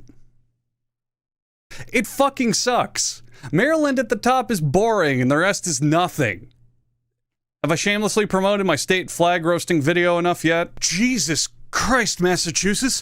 I didn't know that you were the most haunted state in America. I think I hear a ghost right now. Boo! Boo! Boo! Boo! Boo! It was pretty fucking good. There's a lot of state symbols, great color palette, and look, it even has the spectacular peninsulas I've heard so much about. If only the roads in Michigan were even usable and not just thinly disguised pothole death traps for the 46% obesity rate population to get extra stuck in. Then I'd be able to drive anywhere in your state and appreciate this a lot more. Minnesota, you stupid fucking morons. You don't have 10,000 lakes. You have 11,842. This should be the land of people who can't count. I think Mississippi outsourced this one because there's no way all of their notoriously sub-90 IQ residents could have come up with something this good. A heavenly guitar on a license plate? That's amazing. It's just a damn shame the last noteworthy work from Mississippi's creative culture was, look how pretty the fires of downtown are after the local arsonist has his way with it. I'm genuinely impressed Mississippi avoided coming in last again the same way they do in life, but I suppose the people who survived Mississippi's favorite sport of baseball, except we use someone's head as the ball, have found that their skulls have grown back just a little bit stronger this time around. Good job actually doing something for once, Mississippi. Missouri, you've really got to stop this thing where you're trying to do whatever you can do to usurp Mississippi for the worst state in the Union. Uninspired America color scheme, state seal instead of a thoughtful design, celebrating the state's bicentennial with just the word bicentennial and the years. God, this fucking sucks. It's like they were handed an example booklet on starting points, copied a design from it, changed the word example to Missouri, and said, hot damn, now that's the Missouri way right there. Props to you guys for doing something inventive with the state outline, but now let's give you a score of negative 34,000 for doing absolutely nothing else. Slapping a buffalo skull in the middle of the numbers there isn't going to save your ass from the plague of non-design you went for here. Montana's lead designer probably got as far as contain everything within the state's outline and then suffered a massive aneurysm and died on the spot. And since going beyond that would mean someone from Montana had to apply critical thinking skills not related to castrating a steer, the entire project was doomed. Nebraska, you're gonna be held back a grade, mister, because if you think this license plate is anything remarkable, you need to wait another year until you figure it the fuck out. Because apparently starting in 2023, Nebraska's standard issue license plate is going to replace this boring piece of shit with this. Holy fucking shit, this is a badass license plate. But as of this video, there's still a couple months left of 2022 until next year rolls around when Nebraska officially adopts this as the standard license plate. Nebraska, I want you to stare at this video and feel far too emasculated by how much cooler future you is compared to how you are now. I'm getting a little tired of the state shape being slammed in the middle of the numbers with nothing interesting alongside it. At least when I complimented regional old person Sweat Factory Florida's design, they paired the state art with something, anything. But to Nevada's credit, they do save it a bit with the lovely mountain range and the real rootin' tootin' font for the state's name. That's the exact font you'd see at the beginning of a grungy, racist 70s cowboy movie. And in a way, I just described Nevada perfectly. Oh, okay. So I guess if I go to New Hampshire, I can piss on the Capitol building and walk through the nearby ice cream parlor butt fucking naked. What are you gonna do, arrest me? You can't, you dumb assholes. Your entire state identity is built around the idea of living free. So good luck trying to tell me I'm not living free so I can do whatever I want. I think when I'm 55, I'll head up to New Hampshire and begin stalking women at night and picking some out to turn into a new collection of skin-bound books. Good luck giving me the death penalty, because then you'd have to obey the law to do it. So which is it? Do I get to live free, or do you kill me because I'm living free? And to do so, you would have to implement laws that prevent me from living free. Nice catch 22, idiots. License plate's pretty good. Good work. All right, I got it. We take the default design, you know? Blaine state shape in the middle, slogan at the bottom. Except to show people what New Jersey's all about, we really make our gradient piss yellow. I want people to know what Jersey smells and tastes like 24/7 before they even have to step foot in our borders. I kind of dropped the ball on this one, in my opinion. This feels like a bad mashup of the state welcome sign and state flag, which were mediocre and amazing, respectively. You're so close to getting something right, but it just feels off. The Zia's sun is a wonderfully meaningful symbol, but the proportions here make it look wonky.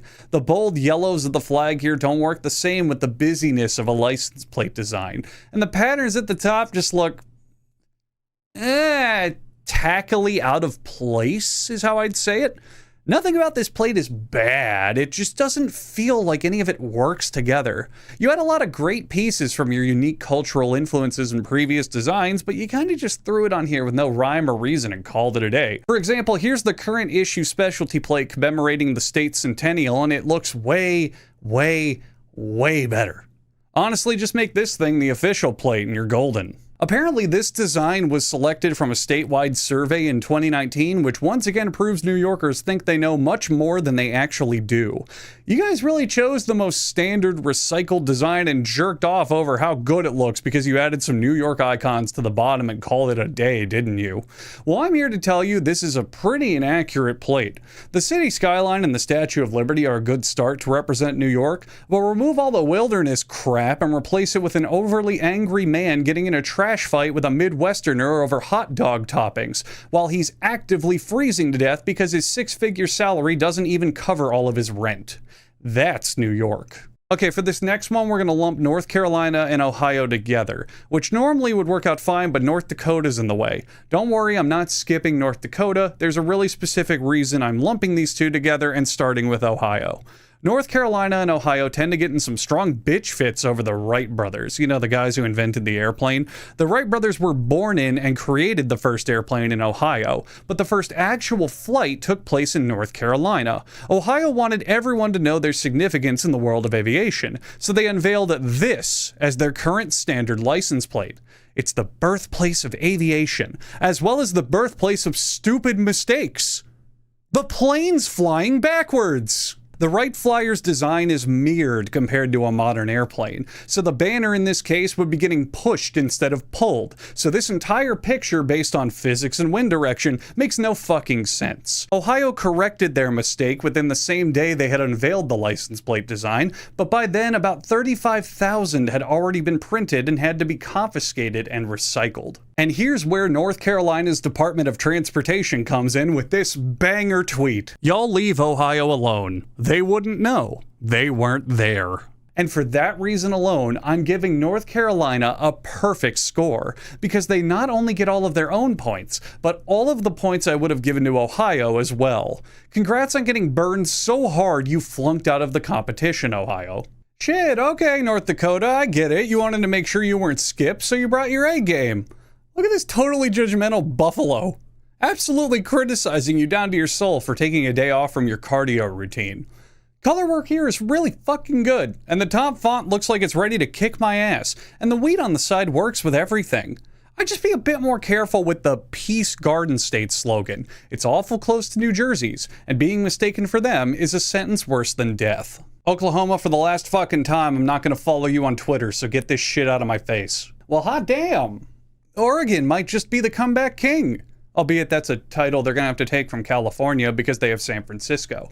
I've got no real complaints here except for the formatting's a little awkward, but it's nothing too terrible. In the last two contests, you were the masters of smattering diarrhea on my screen, but now all I see is a license plate that I will never see again in the city of Portland because I'll be too distracted by all the sun-faded "not my president" and "coexist" bumper stickers. Huh? What? Oh, fuck, I just had the most horrible dream. I dreamt that Pennsylvania was so inept that they based their license plate on the old Visa card logo. Yeah, sure. It's a bit bland, but it's fine. It's appealing, actually. I like both the Ocean State slogan and the tiny little anchor to desperately remind people that you're a seafaring state.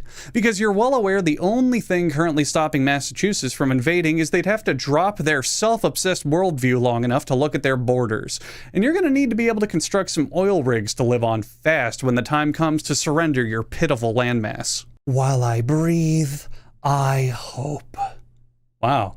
What a great slogan for your 40-year-old mom's book club to get me through the day. You go, girl. This is the perfect license plate for me to longingly gaze at while I wait for my kids to pile into the SUV after soccer practice, because I've got to rush them over to my friend Janine's house for a play date so I can get home in time to have my asshole pounded by Denzel from down the street before my husband gets home.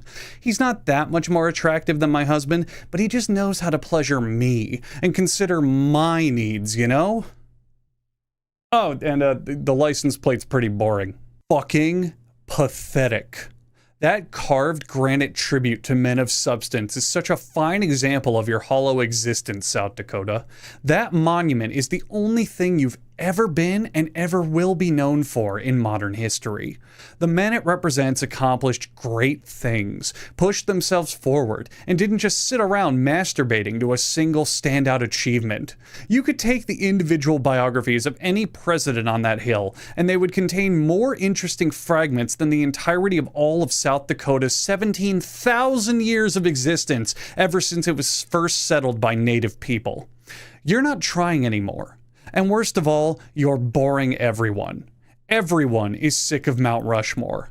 Let me know when you bulldoze it and install a Six Flags. The only 10 I see here is the amount of times I want to slap whoever made this design. 0 out of 10.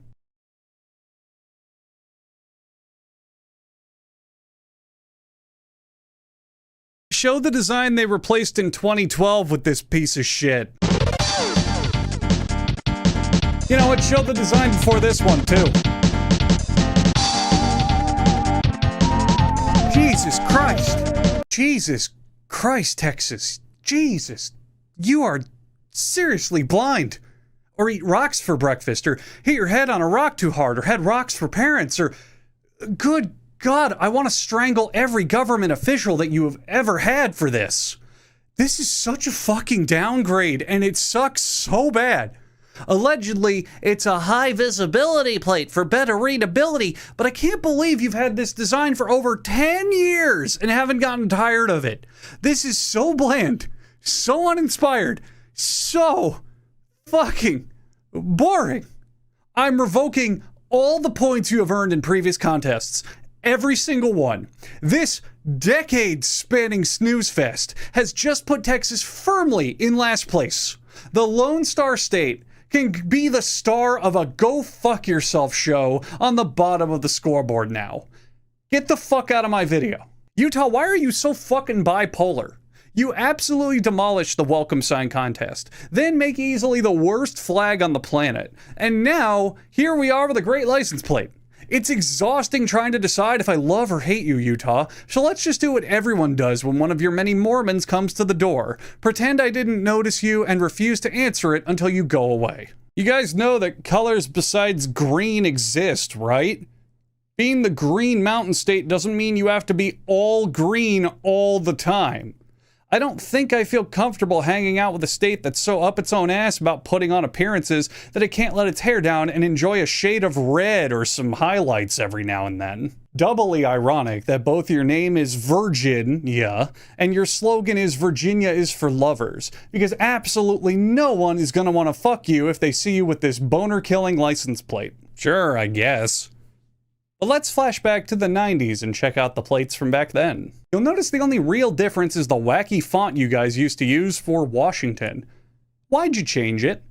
This makes me feel like the license plate's trying to start its own game show. I guess Washington just hates fun and the only game it wants to play is, what's the bare minimum we can do to have a not shitty license plate? Wild and Wonderful should be replaced with Mild and Blunderful. I didn't expect much from not even real Virginia, but this plate looks more like a movie prop than an actual government identification tool. Get your shit together, West Virginia, and design something worthwhile if you're going to try to convince everyone you're an actual state. After all, regular Virginia spans further west than West Virginia. Seriously, look it up. You guys are good at nothing. It's a shame you segmented all the interesting stuff to the top. Because at that resolution, it looks like a cheap auto-filled in clip art. You're called America's Dairyland. Get crazy. Show some giant lactating titties or sprinkle cheese curds all over the fucking thing. I understand your state's so nice that if I rear-end someone, they'd immediately get out and apologize to me, but grow a fucking spine and let your decorations run wild for once. Ah, Wyoming. Don't you just love how poetic it is that they're last? Super quick history lesson for anyone out of the loop. I made a video insulting Wyoming from top to bottom because no one lives there, so it's perfectly fine to do so. In the state welcome sign video, they knocked it the fuck out of the park with an incredible first place entry. In the state flag video, they fell somewhere in the middle, mostly by virtue that the vast majority of state flags are fucking terrible. I've had my ups, downs, and ups again with Wyoming. And I can't think of anything more poignant than having them wrap up the state roasting trilogy with their most likely Wild West-inspired entry. I'm gonna get out of the way for this one. Let's do it. Show us what you got, Wyoming.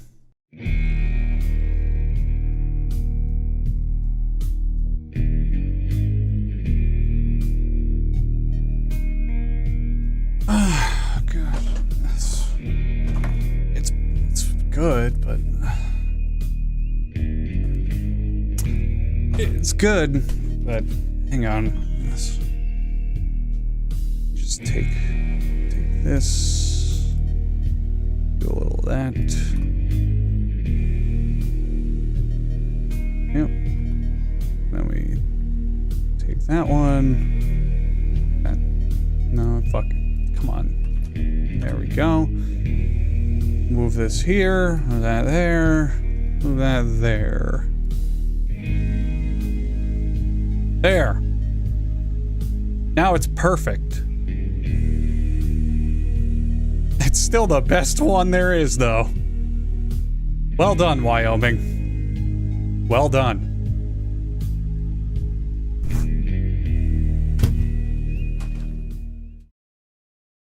Idiotic laws from around the world are a tale as old as time. It's such an anciently humorous did-you-know factoid that they'd regularly make their rounds in those email chains that you'd get from your grandma. I'm showing my age again. I mean, they're often sent to you as copy and pasted Facebook posts by your mom in a text message. Okay, that was close. I almost made a really big blunder there. My grandma died long before she had an email address, but anyway. How many of you out there actually go above and beyond in the service of silly shit like I do and research these things? We've heard of these laws time and time again. For example, the one I always heard growing up was that it's illegal to parachute in Florida on a Sunday as an unmarried woman.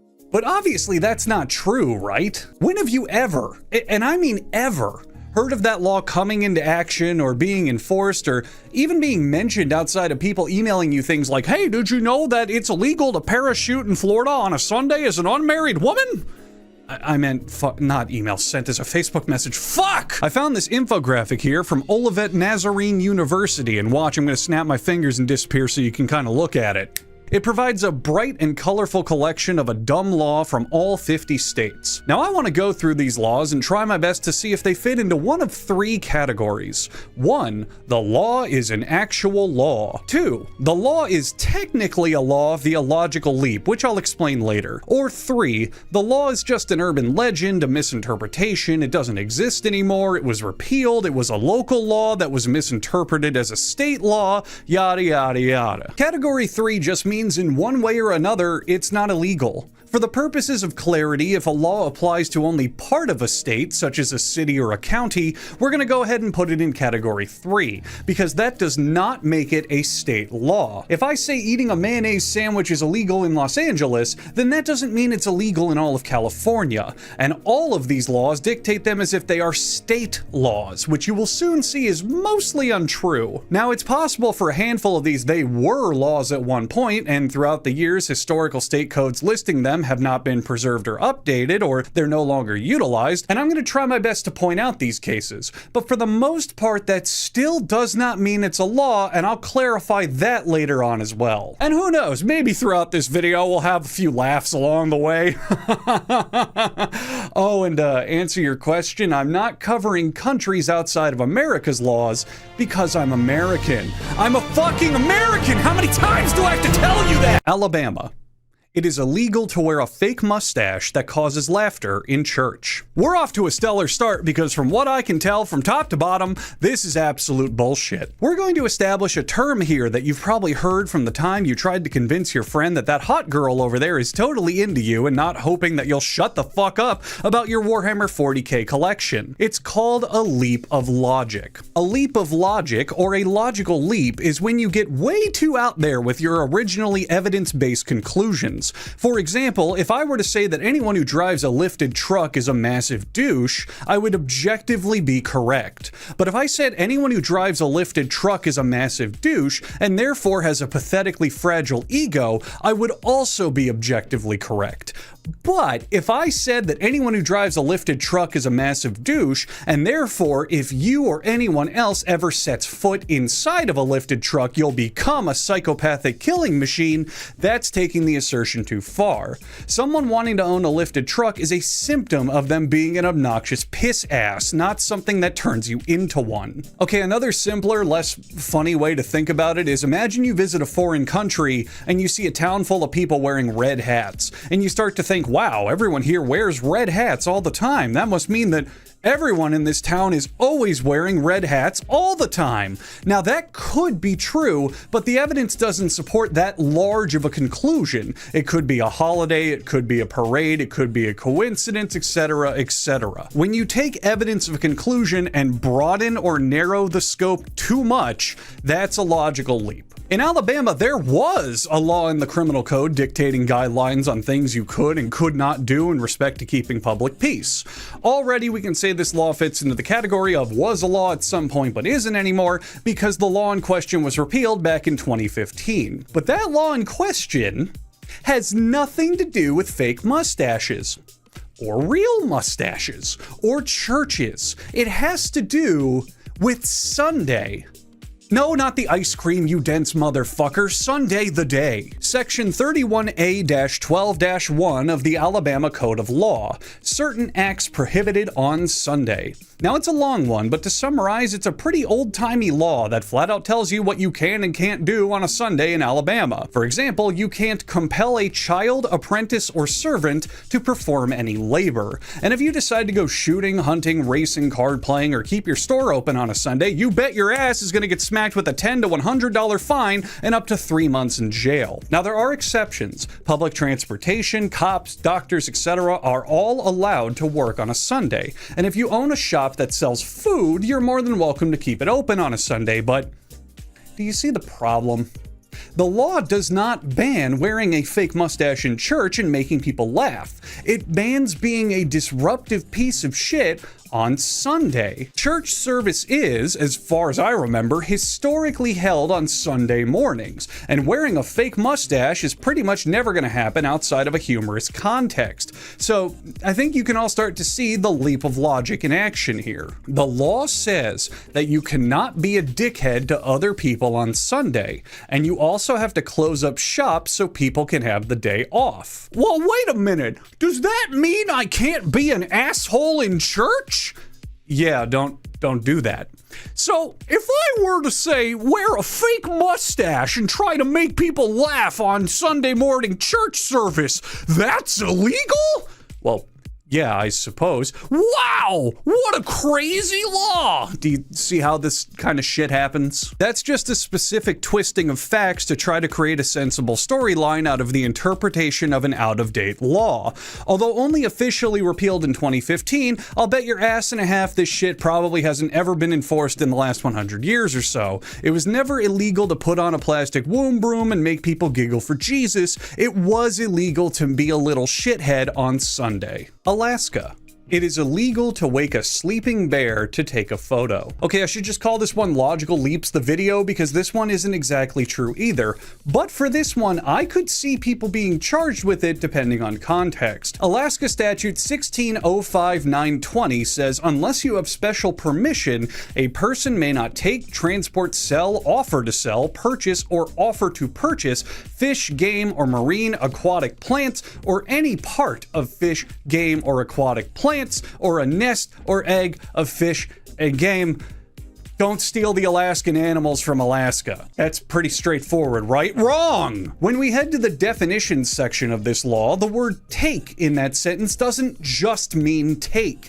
It means like 30 fucking things, according to their definition. According to section 940 of that same statute, take means taking, pursuing, hunting, fishing, trapping, or in any manner disturbing. Stop right there.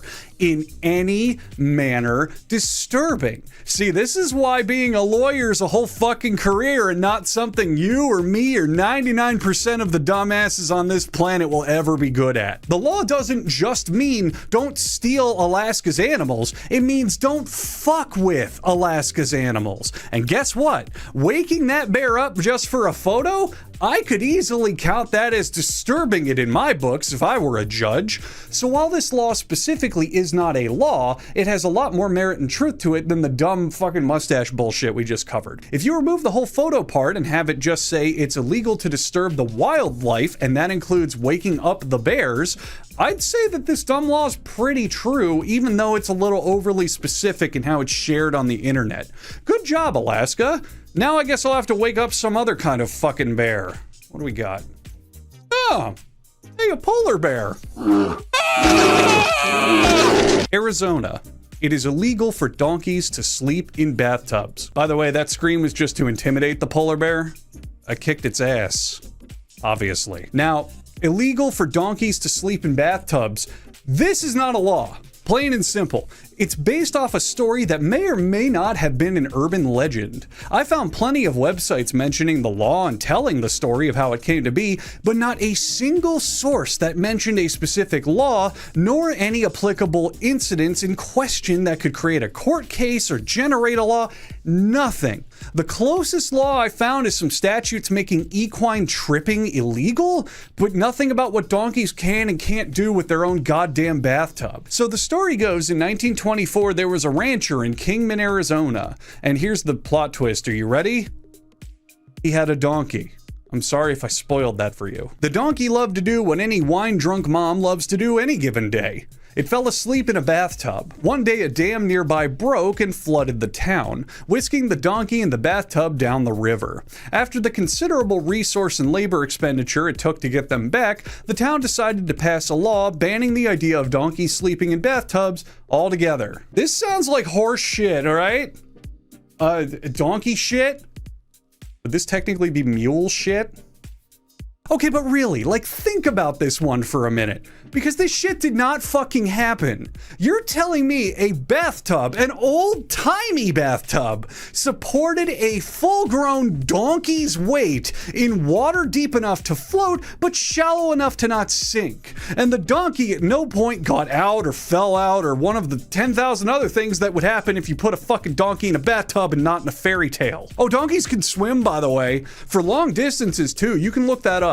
There is no fucking way this animal would stay in the tub longer than 5 seconds if it began to float away. Oh, and there are bathtub boat races. It's a real sport, but the bathtubs are heavily modified and counterweighted to not immediately sink or tip over as soon as they enter the water. Do you really think a full-ass, grown-ass in a regular-ass bathtub is gonna sail smoothly? Please. Oh, and by the way, again, if you really want to hold on to hope of this one being real, there's other stories that claim that this law exists in Georgia and Oklahoma, not Arizona. I have no idea where this one came from, but it's top to bottom horse plus donkey super mule combo bullshit. Don't believe it. Arkansas. It is illegal to mispronounce Arkansas. Oh fuck, I'm going to jail. No, I mean it, I'm going to jail because I'm proud to announce this is a law. Statute 1-4-105 of the Arkansas Code, pronunciation of the state name. Now, it's a few paragraphs, but it literally just says, hey guys, let's make sure that everyone says Arkansas right, or else this whole lawmaking shit is gonna get real confusing because people are just gonna think we're Kansas. And then it goes on and on and on to explain in elaborate detail how to properly pronounce Arkansas. Now, don't worry, I was kidding about going to jail. This law only applies to oral official proceedings, and it seems more of a formality than anything with consequence slapped on it. But I'm extremely proud to say it only took us 4 states to find an actual bona fide by-the-book law. Good job, Arkansas. Ah, fuck. California. A frog that dies in a frog jumping contest cannot legally be eaten. I can't fucking believe it. This one is a real law too. We're 2 for 2, and this is the law that keeps the streak going. Believe it or not, folks, you legally cannot eat a frog that dies in a frog jumping contest in the state of California. Fish and Game Code of California, Division 6, which is for fish, Part 1, which is for general regulations, Chapter 7, which is the section on amphibia, and finally Article 2, which is 6 whole paragraphs specifically about frog jumping contests. Let's jump into section 6883, and I'm gonna read this one verbatim because it's a fucking grand slam. Any person may possess any number of live frogs to use in frog jumping contests, but if such a frog dies or is killed, it must be destroyed as soon as possible and may not be eaten or otherwise used for any purpose. Don't you dare eat those frog legs, don't you do it. If that thing croaked during a frog jumping contest, it must be destroyed immediately. If you eat it, your ass is going to jail. Now, I can't find a specific reason why this law was created, but I'm gonna assume it was a holdover from the Great Depression and pioneer times as a matter of public sanitation. To me, the law feels super ambiguous for how specific it is. If I have a frog and I want to enter a frog jumping contest, but it dies a month before the event, do I still go to the clink? It's like having a law that says it's illegal to have sex with a virgin. If I have sex with a virgin, they're not a virgin anymore, so technically, I'm guilty of a crime depending on when you catch me in the middle of it. Oh, but don't worry, guys, they won't ever enact that law, so you still have a chance to get laid. Colorado. It is illegal to ride a horse while under the influence. It's true, but it's boring. It's boring and it's believable and it's boring. In fact, a guy in Boulder was charged with violating it in 2013. Now, in my opinion, this law is pretty reasonable, especially if you consider horses as the cars of their era, and preventing their operation while intoxicated makes a lot of sense. Have you seen some of the horses out there? Imagine giving that sort of power to a guy hammered off his ass. It's a bad idea. Now, if it said something like you can't ride a drunken horse, that'd raise a lot more questions, but I don't think anyone watching would gasp and drop their monocle if this was on the books. So instead, we're gonna do something a little different and way more interesting for this one. I happen to have a friend. That's unbelievable, I know, but he's a lawyer in Colorado. Now, isn't that something? I gave him a ring and asked if he could tell you guys about a particularly wacky law in Colorado that he's come across, and he said, yeah, fuck it, why not? Take it away, real-life friend and totally not an actor I paid to help me with this video. I'm going to start by assuming that you have property. This doesn't have to be a lavish mansion in the hills. I'm simply talking about financial interests, things that you value, things that you might want to go down to your children or your loved ones later on down the line. Now, there are multiple different documents and legal ways of doing this, but the important thing to keep in mind is that many of these documents have certain requirements in order to be considered valid. In Colorado, for a lot of these documents to be valid and perform their function, you can't have been in a previous marriage still going on when you enter into these agreements. Now, what does that look like? So imagine here, you were at your deathbed, surrounded by your loved ones, secure in the knowledge that your wonderful, fantastic attorney has made sure that all of your financial documents will flow down the line to those that are supporting you now. But you remember one night in April, a beautiful night when you were having a wonderful time with a beautiful individual, and you remember, well, yeah, they stayed over a couple of times. Well, in Colorado, there's something called a common law marriage. It's a type of marriage that occurs when 3 requirements are met. The first 2 requirements are easily enough proven. They are the idea that you want to get married, intent to be married, and the idea that there's proof of this intent to be married. So that wonderful vixen you spent the night with could say, well, you know, all of his friends and family heard us say we want to get married, or he gave me a ring. This proves that we want to be married. That's all well and good and fairly easily provable. The silly thing about Colorado is that the 3rd requirement is cohabitation, living together. Now, what constitutes cohabitation? In Colorado, it's just one night of staying over at somebody's house. This is where it gets a little bit silly. So come back with me to that day on your deathbed, and suddenly in through the door bursts that beautiful tryst you had so many nights ago. And they say, well, actually, you remember that one night in April when I stayed over? That constitutes a common law marriage. We were actually technically married in the eyes of the law. So all of those documents you prepared, all of that line of financial security you're hoping to pass down to your children, well, it's all null and void. It doesn't work. It's been severed because we were actually married. Wow, that was so interesting. By the way, I have no idea what he just talked about. I'm recording this before he sent me the footage, and I'm only finding out what he talked about in editing. I am openly lying to your face about my enthusiasm. What are you gonna do? Sue me? You can't. I have a lawyer. Connecticut. A pickle cannot legally be considered a pickle unless it bounces. There's a ton of bullshit surrounding this one. Swaths and swaths of websites online get this one tits up, because I gotta tell ya, it's not a law. While there is a story behind it, the law that revolves around it is good old-fashioned fraud. There's nothing about pickles in the legal text whatsoever. While you may do some Googling and find tales of 1800s cucumber smugglers behind all this, it's not a true story. And a lot of people are going to reference Connecticut's Uniform Food, Drug, and Cosmetics Act as the law that kind of made this whole thing happen, but that law never once specifically mentions pickles or bouncing, so here's what really happened. In 1948, 2 dickheads named Sidney Sparrer and Moses Drexler sold some bad pickles. Rank pickles. Swamp-ass pickles. The Food and Drug Commissioner at the time, Frederick Holcomb, discussed different ways to tell if a pickle was up to snuff. There's way too many your mother and gay porno jokes possible on that last sentence, even for me, so we're gonna move on. Holcomb said one of the ways to test for good pickles without needing to eat them was to bounce them off the floor. A good pickle would bounce. That is the stupidest shit I've ever heard, and it explains nothing about anything, but the old-timey slogan stuck, and you can see it on merchandise around Connecticut today. Now, it turns out the boys' pickles did the opposite of a pinball machine and didn't bounce. Sparrer and Drexler were eventually arrested for their penis substitute shenanigans, and their entire stock of dubious dills was destroyed. That law I mentioned earlier about uniform food in Connecticut, that's what they were charged with violating. That law's got nothing to do with pickles specifically, and this story has nothing to do with them creating a law about making pickles required to bounce. These days, I'd be extremely fucking sure if something like this happened again, because they just test the pickles using science or something, like, you know, not stupid shit they'd call Mythbusters. But either way, don't even take my word for it. Here's a soundbite I stole from NBC Connecticut. Does Connecticut really have a bouncing pickle law? The answer is no, we don't. And you can trust them because they're not CNN. That's not a political joke, that's an incredible reference. The video's linked in the description if you want to go check it out. Delaware. R-rated movies shall not be shown at drive-in theaters. Bam, I love it when this shit happens. A straightforward law that's totally true, so I don't have to do jack shit for my job. Statute 1366 of the Delaware Code, still a law as of 2022. Whoever being the owner or operator of an outdoor motion picture theater exhibits or permits to be exhibited any film not suitable for minors or harmful to minors, etc., etc., etc.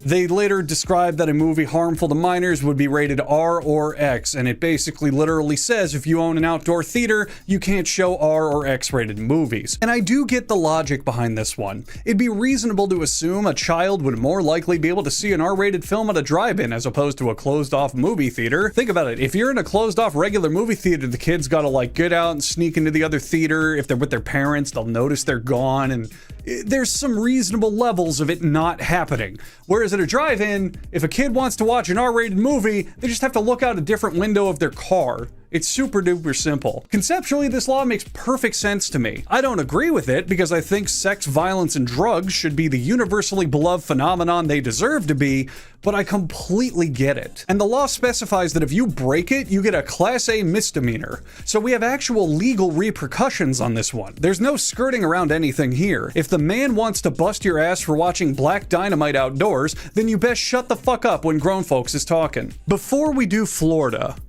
I'm gonna give you a fat double package. If you're smart, sophisticated, and straight up paying attention, you've got the biggest shit-eating grin on your face right now. For all of you dweebs listening to me all tabbed or buried so far into your Nintendo Switch that you can see the built-in anti-piracy measures, let me give you a news flash. I already told you a weird law from Florida.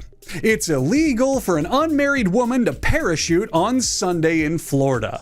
I cannot stress to you how often I heard this throughout my life as a child growing up in Florida. It was one of those little fun facts you'd hear all the way back in elementary school, and maybe once or twice a year someone will remind you that it exists. Now, scrounging around the internet finds literally hundreds and hundreds of repostings of this fact everywhere, from sites like Reddit to actual lawyers talking about little trivia law fun facts. It's illegal for an unmarried woman to parachute on Sunday in Florida. Doesn't exist. It is so strange for me to concede this one, but I'm really confident this was just an urban legend or a mistranslation from old women's rights laws or something. There's even a New York Times story about it being repealed in 2005, but they don't mention the specific law that was repealed or anything. They just say that it was repealed. And the only people saying this are a law are the websites that continually pass this fact around in circles. Never a listing of a statute, a section of Florida law, a history and origin. There's not even a fucking inkling of a man named John Florida screaming, "Women can't do that shit in my town!" Nothing. I even scanned all relevant sections of the 2004 Florida Code, which would be a year before its alleged repeal. Nothing at all caught my eye like this. Now, this could have been a law at some point, but it's either never officially been on the books in any capacity, or it was redacted in 2005 and then just wiped from the records. But either way, from what I can look up, it's not a law. And until someone proves me wrong, it never was a law to begin with. There's no written laws of it, there's no court cases about it, it's not a law.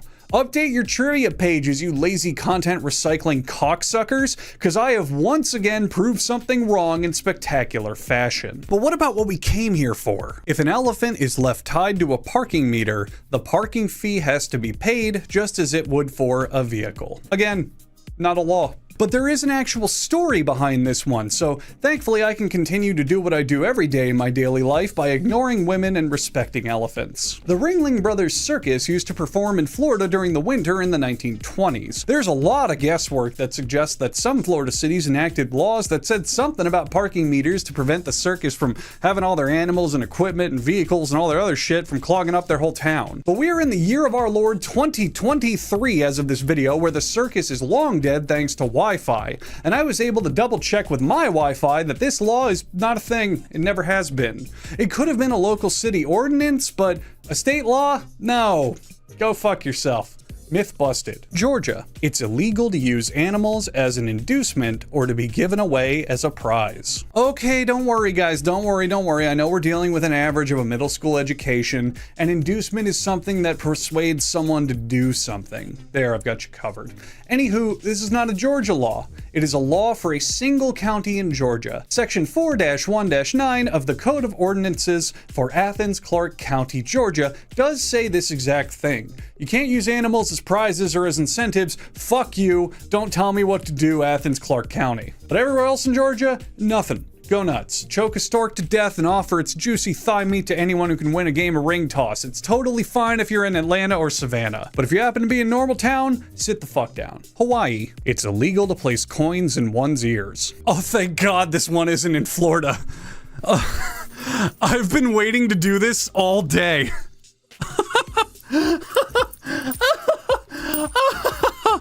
Oh, God, this feels so good. Oh, shit. Oh, wait.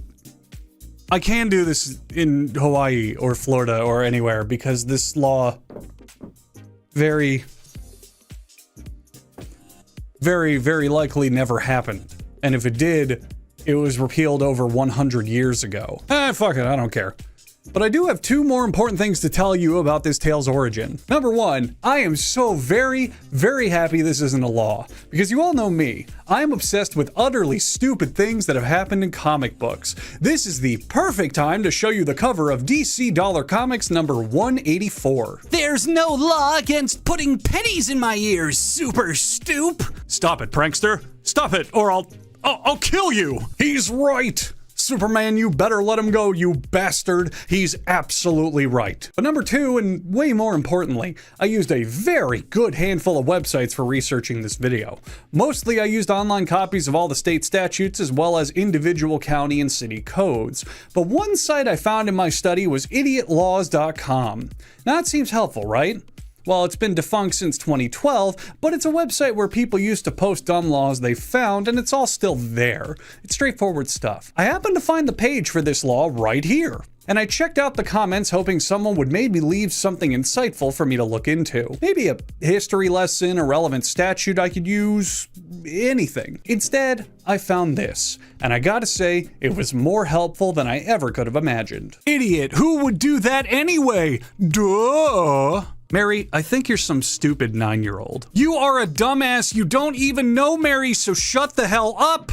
Don't talk shit about people you don't know. And by the way, I think you're just some fucking 13-year-old punk who thinks they're hot shit because they're finally a teen. Well, by the way, you don't even count until you are at least 15, and even then not really. So shut the fuck up, you motherfucking bitch-sucking fuck. God, I miss the edgy internet every single day of my life. Idaho. It's illegal to sweep dirt and other debris into the street. There's fucking pennies all over my floor now. Yeah, it's a law, but who cares? It's boring. Section 18-3906 of Idaho Charter just goes on and on and on and on and on about how you can't dirty up roads and highways, and it lists a lot of terms for what substances qualify as illegal, and you can easily classify dirt under them, and debris is explicitly listed, so debris is in there. This law is boring. Of course it's real. It's a fucking sanitation law. I would rather have the pennies than the ears thing be true, because that would be more exciting than this. Way to go, Idaho. You managed to be impossibly boring yet again. Illinois. It's legal for a minor to drink as long as he or she is enrolled in a culinary school program. Ah, what a twist. We're not outlawing something, we're making something happen. Good shit, Illinois. And an even better twist. Not only is this totally true, it's underselling the law. You can actually find a lot of ways to legally drink as a baby boy or girl in Illinois. Okay, so by baby boy or girl, I mean over the age of 18 but under 21. Obviously, if you're over 21, you can drink however the fuck you want in Illinois. It's this, you know what a liquor law is. But if you're the age 18, 19, or 20, you'll want to look at paragraph H of section 6-20 of Illinois' Liquor Control Act. It basically lists 4 ways you can get your own alcohol as a little rascal, which are tasting but not imbibing liquor during a class under supervision of an instructor, having permission from a college or university you attend to possess alcohol for some reason, participating in a relevant degree program that would would include a section on handling or selling alcohol, and tasting but not imbibing in any educational context where you don't exceed tasting it 6 times per class and remain under an instructor's supervision. Well, there you go. We're right back to the logical leap. Would you look at that? Imbibing is another word for drinking, but when you say drink alcohol, do you mean drinking it and getting drunk? Do you mean drinking any of it? Now, it sounds to me like a case could be made where a student legally gets away with having a drink of alcohol in the right setting. I mean, 6 tastes of alcohol is like 2 gulps, in my opinion. So I'm going to go ahead and say this one's true via logical leap. And I think I could swing either way on the meaning of the law, except fuck you, because I tricked you. This law is 100% true, but the qualifiers we're looking at are totally wrong. When that strange law graphic listed as long as he or she's enrolled in a culinary school program, that's not actually how you can full-on no consequences drink alcohol in Illinois as an under 21-year-old. There are 2 ways that you can legally drink at any age in Illinois. The first is if you're at home in the presence of a parent or guardian. This means that you helpful parents out there can get your kids shit-faced in the comfort of your own home, but not someone else's kid. They're gonna have to go back to their own trailer park if they want to celebrate another great episode of Downton Abbey with some Mai Tais. But another one is if the alcohol is part of a religious ceremony, in which case the law actually protects you and prevents anyone from taking your liquor away if it's used for religious purposes. Just find Jesus, and you can get as fucking wasted as you want in any time, any context, anywhere in the state of Illinois. Take your communion by the gallon. Fuck it. I'm gonna go ahead and label this one as true. The wording on you can drink if you're in a culinary program is kind of vague, but there are laws in Illinois that let minors get drunk unrestricted for the most part. I'm gonna go ahead and say that the intention here of you can have a minor legally drink in Illinois, yeah, we'll take it. And no, I won't adopt you so you can pound Jack Daniels on my coffee bar. That is for coffee, not for booze. A lot of Keurig and everything for it. Indiana. Mustaches are illegal if the bearer has a tendency to habitually kiss others. Nope. Search the entire 2022 Indiana Code, and the only time the word mustache even comes up is in the legal definitions for barbershops and cosmetology. This probably comes from an Indiana Supreme Court case in 1972, where they argued for 1,000,000 years about how far the rights of personal style choices extend, such as whether or not you can have facial hair that can be restricted by the government. But that is a topic for boring history channels on this website, and not for my incredibly interesting factoid videos. This is not a law. It never was, and it's firmly rooted in the didn't happen category. Moving on. Iowa. One must obtain written permission from the city council before throwing bricks into a highway. This one's true, but only for the city of Mount Vernon, Iowa, so let's go ahead and mark this one as not a state law, put it in category 3, but before we move on, I want to read off the details of this law, because it's not just a restriction on throwing bricks in the highway, it's pretty fucking wacky. Without permission of the evil council, you can't throw things into any highway or street, alley, sidewalk, public way, public ground, or public building. And the things you can't throw include stones and bricks. You can't shoot arrows, rubber guns, slingshots, air rifles, or dangerous instruments. Oh, and they specifically mention you can't launch any missiles without permission from the council either. Take that, Kim Jong-un. We finally stopped you, you motherfucker. Kansas. If 2 trains meet on the same track, neither shall pass until the other has passed. Never was a law. This may have been proposed to be a law, but there's a ton of sources that showed that this never was a law for even a second. In fact, we found the original source of this idea. It was a Wall Street Journal article commentating about politics at the time and proposed it as an example of a worthless law that politicians would argue over. Listen, as the master of satire and parody, I know what it's like when people take your obvious joke as complete fact, and that is literally exactly what happened here. This was a joke that spun off into a rumor that spun off into a real law. The only difference is everything I've ever said is factually accurate, while claiming this law has ever existed is bullshit. Kentucky. One may not dye a duckling blue and offer it for sale unless more than 6 are for sale at once. What? Why? And more importantly, Why is this one true? Chapter 436, Section 600 of the Kentucky Revised Statutes. There it is. And the funny thing is, nearly every other law in this section was repealed back in 1975, except for this one. I have not been fully operating with you in good faith up until this point. The law doesn't say you can't dye a duckling blue. It says you can't dye any duck, bird, or rabbit that's under 2 months old and sell them without having at least 6 to sell. Which means we're back to logical leaping. The color here does not matter. Red, blue, blurple, green, light green, black, anti-yellow, does not matter. The law prohibits you from dyeing and coloring small animals and selling them in quantities of less than 6. But why is that a law? It was amended as early as 1966, so it's not even one of those dumb baby America laws when they didn't know what the modern world was going to be. The best explanation I can find is that it's an anti-animal cruelty law to prevent people from painting animals for Easter festivals and then selling them off to stupid buyers. Now, I suppose the logic here is the only people who would buy animals like this in bulk are farmers or people who need them for an actual purpose. But the people who would buy individual painted animals are snot-nosed little resurrection believers screaming, "Mommy, mommy, I want the rabbit who's a real-life marshmallow peep!" If we really want to get really petty, and believe me, I love doing that, we could say that the law says that groups of 6 of these animals at a time is okay, while the rumored law says that you have to have more than 6 in a group. But that's stupid, and you're stupid, so let's not be stupid. This one is true via logical leap. Duckling isn't specified, the color blue isn't specified, but the quantity of which you can sell certain dyed animals is absolutely specified, and blue ducklings would fit under those specifications. Louisiana. You can be fined $500 for sending a surprise pizza delivery to someone's house. Good. Fuck those prankster kids.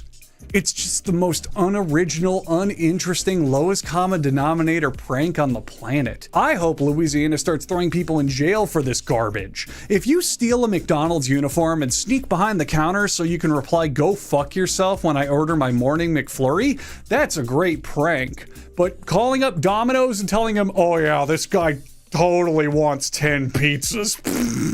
I hope your family has to cancel Christmas this year. And thankfully this one is true, because as instant recorded content becomes more and more mainstream, more and more talentless, uninteresting losers will try to use prank and publicity stunt content as a dream gateway to stardom and a reality gateway to unceasing depression and skilllessness by age 30. Either way, this one is a law by logical leap though. I don't have much to say because it's pretty straightforward and boring. There's no specifying of a surprise pizza delivery in Louisiana Statute 1468.8, which is a law against unauthorized ordering of goods and services. But the $500 fine is written there, as are a bunch of details on it being illegal to force people to receive unauthorized goods or services, especially if their intent is to harass someone. Also, the person who's being thrust upon isn't legally obligated to pay anything, which is the same thing as deciding who picks up a tab in a restaurant.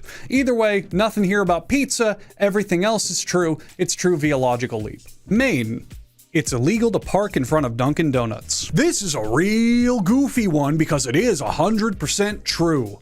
But only for the city of South Berwick. So it's not a state law. Don't skip ahead. Look at my fingers. Look, I can move them, each and every one. Don't click off to that recommended video just yet because your attention span is completely destroyed. Well, unless it's another one of my videos, in which case go ahead, but after this video. Stick around for this. This story's actually pretty funny. South Berwick has a peculiar Dunkin' Donuts. During peak hours in the morning, it can get very busy despite how really tiny and small of a store it is. It is such a small store, it doesn't even have parking spots. Since this is America, the land where the motto is "fuck you, I'm in a hurry," people don't bother waiting in the drive-thru if it's busy. They just run up on the curb and park in the street. By my estimations, if there's an innocent child outside, Americans will make sure they smack them up a little bit as they order their extra large double pump caramelized coffee with extra caramel. So the law specifically reads, no person shall park a vehicle at any time upon any of the streets or parts of streets described,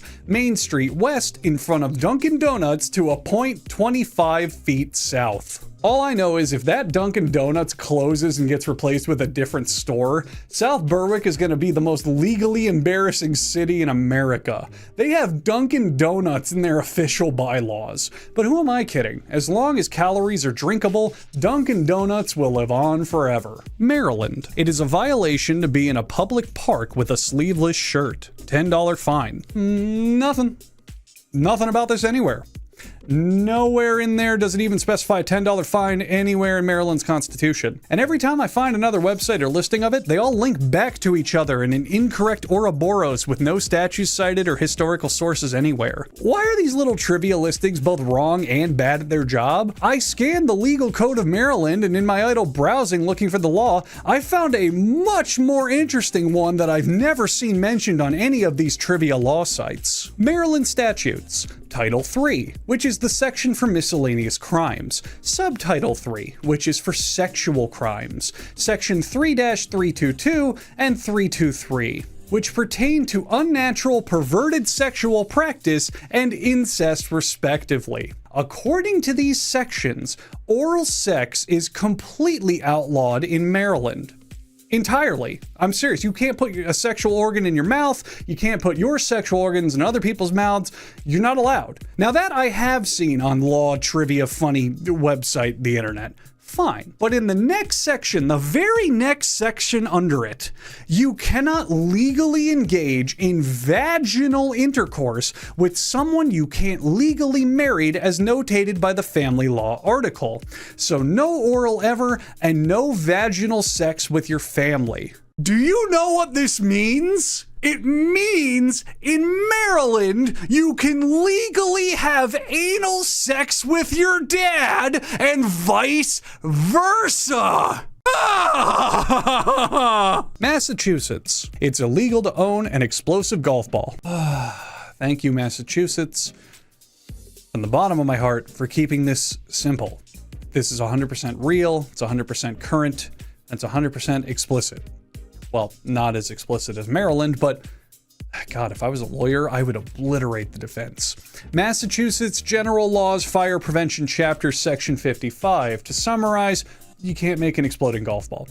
You can get fined $500 for the first offense, followed by $1,000 and a year in jail for any other offense. I don't even care, I just really fucking hate Maryland right now. Michigan. It's illegal for women to cut their hair without their husband's permission. Not even fucking close.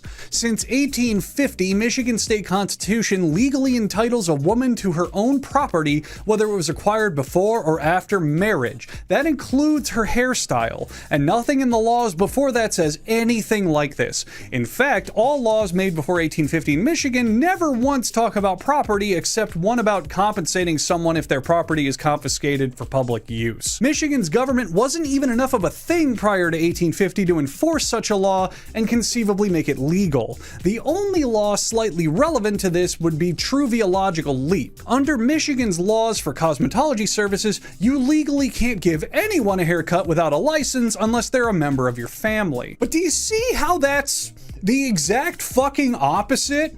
If you were my sister and I wanted to give you a haircut, this would not only be a very strange episode of My Little Sister's Hair is Far Too Long, the anime, but because we're related, you, legally speaking, wouldn't need anyone's permission for me to do that. If we weren't related, it would be illegal no matter what, because I'm only certified to cut hair in Cambodia after all those stupid sanctions I was given in the 80s. Oh, and speaking of the 80s, all of these laws that I just mentioned, all of them, were repealed in 1981 anyway. So even if you really wanted to stretch the truth to make this one count, you'd still be wrong. This one is absolutely the wrongest of any that we have looked at today. There is absolutely zero precedent or context or evidence behind this one existing. In fact, most origin sources that found this law are fucking joke books from the 90s and 2000s. By the way, big respect to Barry Harrison on Stack Exchange for doing a ton of research on this one and writing a huge write-up about why this one is bubkiss. I'll go ahead and link that in the description. Give this one last place. It's nothing. It's not interesting. It's not funny. It's not true. And God, I still fucking hate Maryland. Minnesota. It is illegal to loiter around Minnesota's public buildings. Minneapolis, Minnesota is a pretty big fucking city in Minnesota, right? Let's read their actual website right now.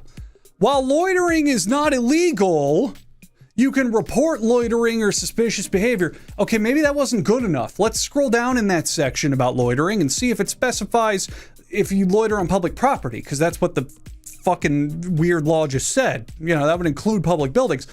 Loitering is not against the law. I'm gonna assume that if one of the most prominent major cities lists that this is not illegal twice on their website, this law's bullshit.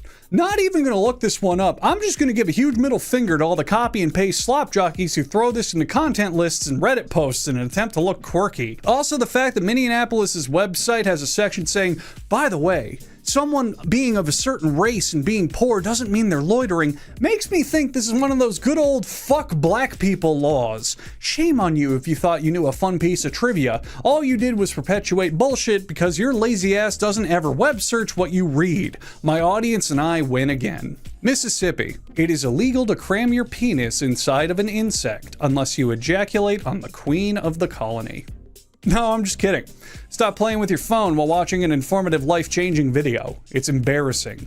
The actual law is, you can be fined up to $100 for using profane language in public spaces. This one sentence of legality is true and even gets its own section in the Mississippi Code. Statute 97-29-47, profanity or drunkenness in public place. It literally just says don't curse. Well, okay, don't curse in a public space in the presence of 2 or more people. It's pretty silly, but it does say that. It says you can be fined up to $100, whatever. And up to 30 days in jail. What the fucking shit?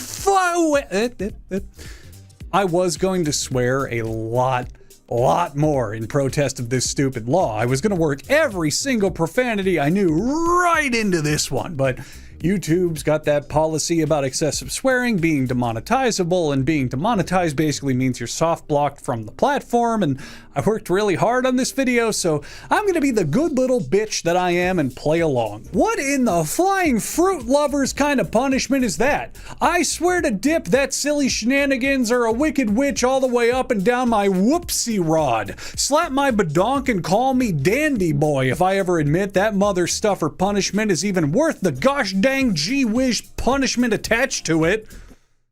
Fuck. Missouri. It's illegal to drive with an uncaged bear in your car. Okay, Maryland. You're off the hook. This one. I hate this one more than anything in the world. This law took me an entire day of cross-referencing, as well as me asking 2 different lawyers about it.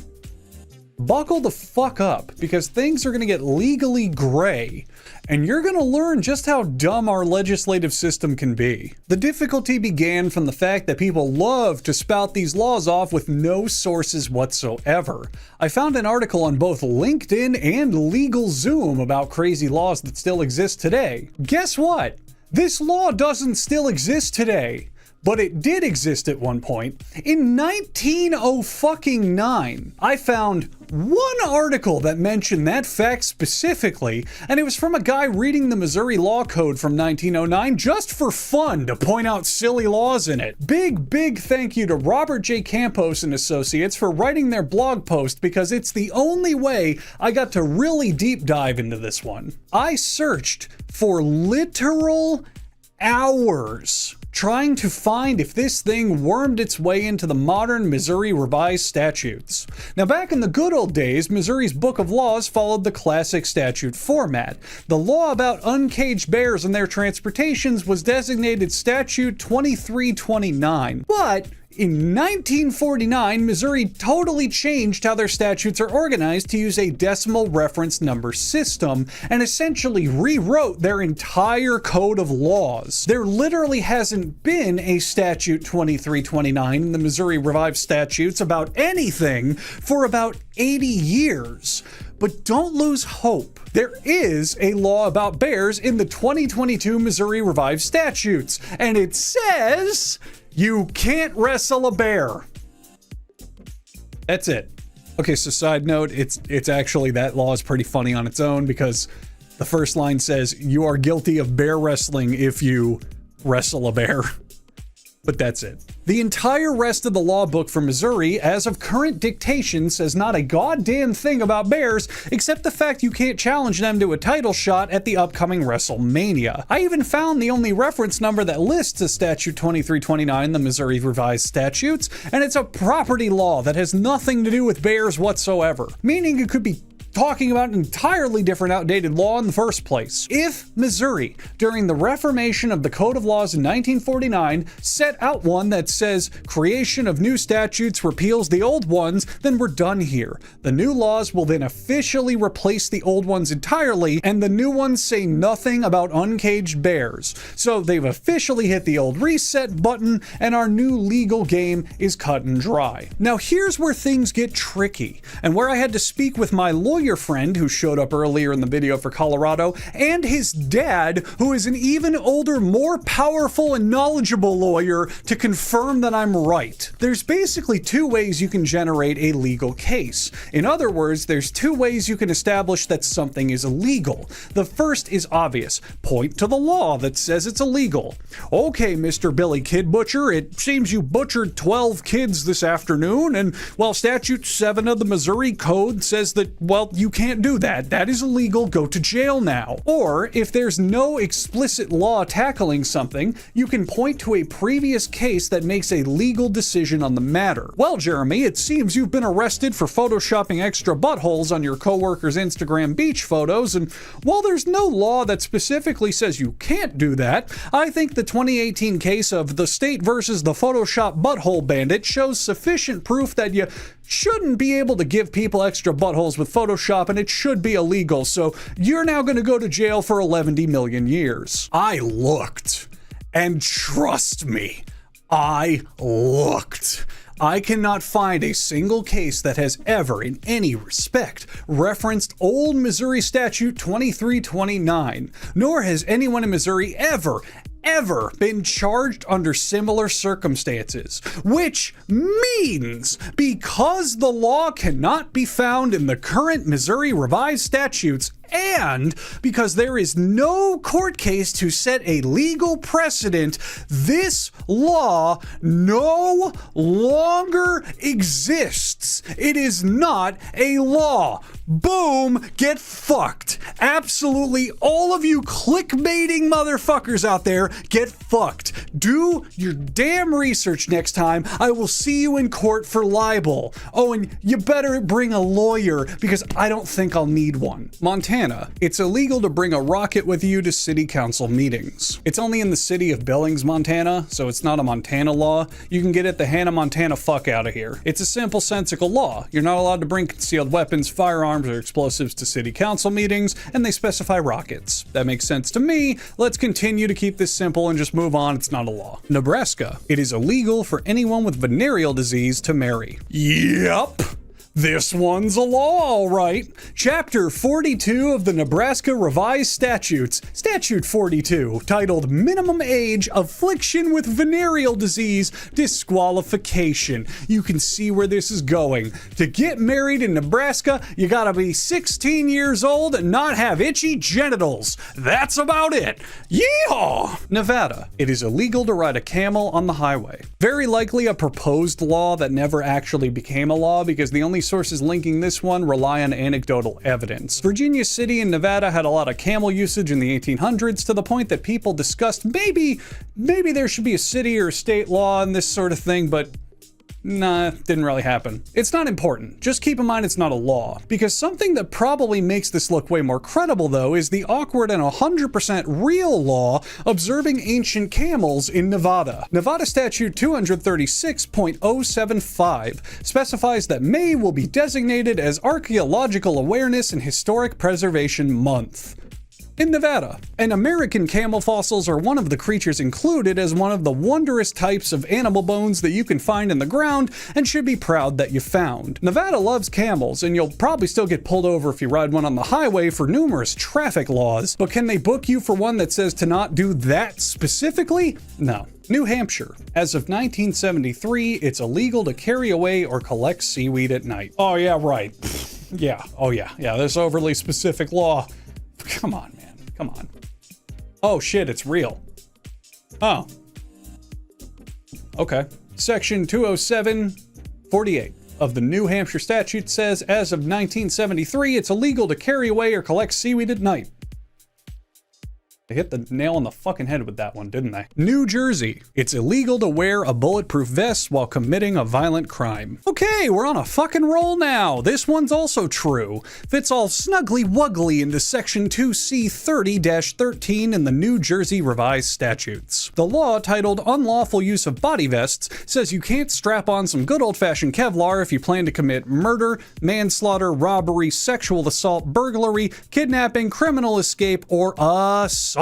Erotic roleplay and high fashion show catwalks are not on there, so go nuts if that's your plan. Some people out there might find this one redundant or unnecessary, but I think it's justifiable in a way to prevent escalation of force. Sure, no one's going to be aware that this law exists, but if a guy tries to rob a bank and the judge at the hearing says, "Oh, by the way, you're gonna do an extra 5 years in jail because you wore a body armor thing and you expected a shootout," so there's a chance that'll have some effect on a future rude dude with attitude looking to score some quick cash when they hear about how bullshit that is. New Mexico. State officials ordered 400 words of sexually explicit material to be cut from Romeo and Juliet. This probably happened, but sources say that it was a decision by the New Mexico Board of Education for the 1984 school year. And there's even a New York Times article from 1984 that confirmed it happened. Honestly, some of the people watching this, some of my viewers might be able to confirm this one as a primary source. This one was a bit confusing and hard to research beyond that, but from what I can gather, this decision only affected New Mexico schools, not any other institution nor any statewide anything. Like, it's not going to be censored in the library, so it's not really a law, it's just a mandate for the school board. Either way, if you went to school in New Mexico, I'm going to need you to confirm two things for me in the comments. One, was Romeo and Juliet censored during your time in public school, especially if you went there in 1984? And two, was Heisenberg really local high school chemistry teacher Walter White? New York. It's illegal to wear slippers after 10 o'clock at night. Nope. Not a law. Best I've got is its anecdotal evidence that wearing slippers that late outside would attract rats from how dirty they'd become, and it was a law of public sanitation, but it's nowhere to be found in anything. It's not on the books, it's not in anything. Go nuts. Wear your slippers wherever the fuck you want. North Carolina. Elephants may not be used to plow cotton fields. Oh boy, we got more circus hate with this one. Good. Fuck the circus. The circus fucking sucks. Unless it's Cirque du Soleil, that shit kind of rules. Anyway, this is another rumor law that popped up from another circus. You know, the Florida law was because of the Ringling Brothers? Well, this one is courtesy of Barnum and Bailey Circus. So the part about elephants plowing cotton fields was completely true and did happen. There's historical books from the late 1800s that discuss and contain drawings recreating the incidents. Barnum and Bailey would send their elephants out to plow fields as a publicity stunt to promote the circus. Now, the anti-elephant law was said to have come to prevent them from doing that because the elephants damaged the shit out of the crop fields, and the resulting tourism dollars weren't enough to justify having to accept that big dumb gray motherfucking thing just killed our whole food supply. But the important question, was this ever a law? Not from what I can gather. At least this one has a somewhat credible origin story, unlike a lot of the others on this list, but if I don't see it in the state code and I don't see it in the court records, then it doesn't mean shit to me. Obliterate your yearly harvest with some proboscidea of your choosing for all I care. North Dakota. It's illegal to set off fireworks past 11 p.m. Cross-check that bullshit with me, cause this ain't no law. Go to North Dakota Century Code as of 2022, Title 23 for the section on health and safety. We'll be looking at Chapter 15, which is literally titled Fireworks. I read the entire thing. This is not a law. Different cities and counties in North Dakota might have their own specific restrictions on days and hours that fireworks are allowed, but nowhere in the entire fireworks section of North Dakota law does it mention anything about time. They talk about defining what a firework is, who can legally sell them, when they can be sold, preventing the outlaw of public firework displays, and the rights of the fire marshal or sheriff to confiscate fireworks, but that's it. Now, your neighbors might not like it, and you might be breaking some other laws like noise complaints and disturbing the peace, or the don't blow your house the fuck up with a bottle rocket mandate, but you can sure as shit shoot off some sparklers at 11:01 p.m. Ohio. It's illegal to get a fish drunk. Hey, what a coincidence! Here's a post on the Ohio subreddit that's only 14 days old as of the time of me writing this script and taking these screenshots. What's that? It seems to be about the weird laws in Ohio. Let's read the comments. This text has been circulating around the internet for decades. It's likely all apocryphal, as indicated by the fact that there aren't any citations for any of these laws, which, if they were real, should all be online. One time I actually was annoyed enough to track down the so-called illegal to get a fish drunk law, and there's nothing there. Though there are general laws about pollution into waterways. Well, thank you, Mother Hen Laid 3 Eggs on the Ohio subreddit. You just saved me precious minutes of having to give a shit about this obviously bullshit law. Oklahoma. It's illegal to wrestle a bear. I just told you that in Missouri, it is literally illegal to wrestle a bear. Do I have to do this one again? This is not a weird law. This is not surprising. This is pretty common. You guys better have a law against this or I'm gonna be pissed. Okay, thank God they do. And they even include horse tripping there in the same law as like animal cruelty. Okay. And this law doesn't even just prevent bear wrestling. It prevents fucking the bear up. According to the law, you can't remove the bear's claws, yank out its teeth, sever its tendons, or dope it up on drugs. Holy shit, this implies that this was all super common practice in Oklahoma before this law, and I'm kinda sad I missed the Sooner State's bear wrestling arc. Go ahead, paint by numbers YouTube commenters, and make your generic cocaine bear jokes, even though that happened in Georgia. I'll be busy daydreaming of the incredible high-stakes bear wrestling anime that we'll never get to see. I'd call it, My Bear's Tendons Can't Possibly Be This Severed. Oregon, it's illegal to go hunting in a cemetery. Volume 4. Chapter 166, Section 645 of the Oregon Revised Statutes. Hunting in cemeteries is prohibited. That's the first line. That's the law. I still have 15 states left to cover, and this video is long as fuck. Let's move on out of here. Pennsylvania. It's illegal to ask a fortune teller where to dig for buried treasure. You see that? That's the classic logical leap, and it's a pretty fucking amazing one like the one I just did. Title 18, Chapter 71, Section 7104 of the Pennsylvania Consolidated and Unconsolidated Statutes does have a section on fortune telling. It gives a long, lengthy, exhaustive list of types of fortune telling that is illegal. You can't predict the future, read palms, enact curses, enchant objects, instill good or bad luck, raise the dead, make a person marry someone else, etc., etc., etc. It goes on and on and on, and it is amazingly specific and goofy at the same time. And right towards the end, there is, and I'm going to read the line here, you cannot use fortune telling to tell where to dig for treasure. Well, case closed, right? That's a true law. Not exactly. All of this is only illegal if you do it for money. I can read your love lines, I can give you an energized jade crystal, I can make you drink my magic wealth potion that's just half parts bleach and the other half part more bleach as much as I want, as long as I don't charge you money for it. The instant I try to take payment for any of that, it's illegal. So saying it's illegal to ask a fortune teller where to dig for buried treasure technically isn't the truth. It is illegal to pay a fortune teller to tell you where the buried treasure is. And I'm going to call this one true via logical leap because I'm going to assume that the fortune teller in most people's consciousness is the profession. It's implied that a fortune teller is performing their fortune telling, not just doing it.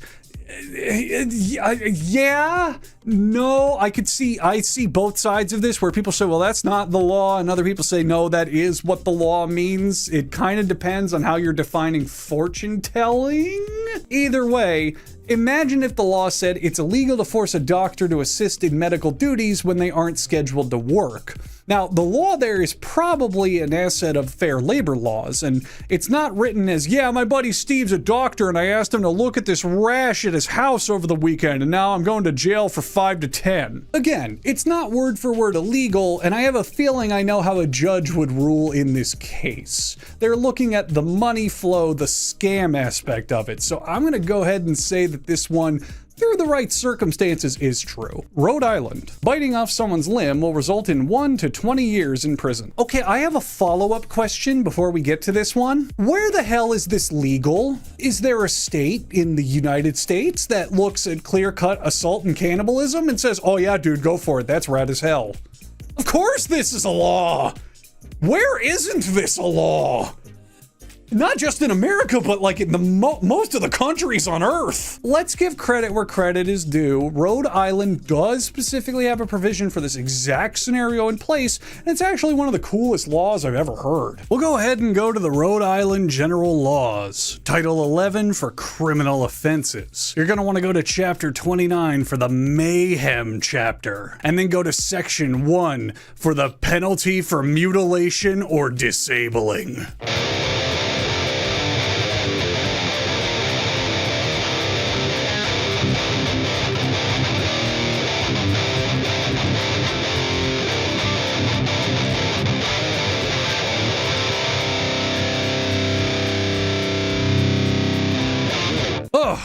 Sorry about that. It's just, that law was so cool. I don't know what happened. I blacked out and ended up doing that for an hour. Anyway, the law says if you maliciously, purposely, or voluntarily put out an eye, slit a nose, ear, lip, or cut or bite off a limb or body part of someone else, you will go to jail for 1 to 20 years. I don't know, man, I've seen some after-school rumbles that got pretty heated. Although, if this law puts more children in jail, I'm all for it. It's too damn hard to buy a PlayStation 5 these days anyway. South Carolina. Horses may not be kept in bathtubs. What the hell is with laws and equines taking a ride in a tub slide? I immediately want to call this one horse hockey because of how often the idea of putting a work animal in a bathing environment gets brought up with this malarkey. Anywho, I combed the entirety of the South Carolina Code of Laws section on livestock and found nothing. No sources for this online, no cases referenced, nothing. This law never existed. People really need to get more creative with their modern American mythology beyond, dude, one time there was this donkey and he floated in a bathtub so far that the town made it illegal. South Dakota. It's illegal to sleep in a cheese factory. Ladies and gentlemen, it is with a heavy heart that I have to announce there is no law preventing you from sleeping in a cheese factory. Dairy plant owners of South Dakota, prepare your business for the inevitable onslaught of sleeping bag warriors and pillow fighters to breach your hallowed grounds in search of dreamful rest. This hearsay law seems to have originated from South Dakota's Food Service Code, which discusses living and sleeping quarters in relation to food production. All it really says is anywhere that people live can't also operate as a food production plant at the same time. And if the food establishment does have places people live and sleep like a hotel or a bed and breakfast, they have to be in separate spaces from the restaurant and food production areas. Now, some of you might jump up in your seats and say, aha, that's a logical leap right there. That you can't legally sleep in a food production plant, and if that plant makes cheese, it's illegal to sleep in the cheese factory. Calm down. Just like what I smother my face in whenever I visit your mother, there's a big but. Read the supposed law again. It's not illegal to sleep in a cheese factory. Not at all. Not under this law.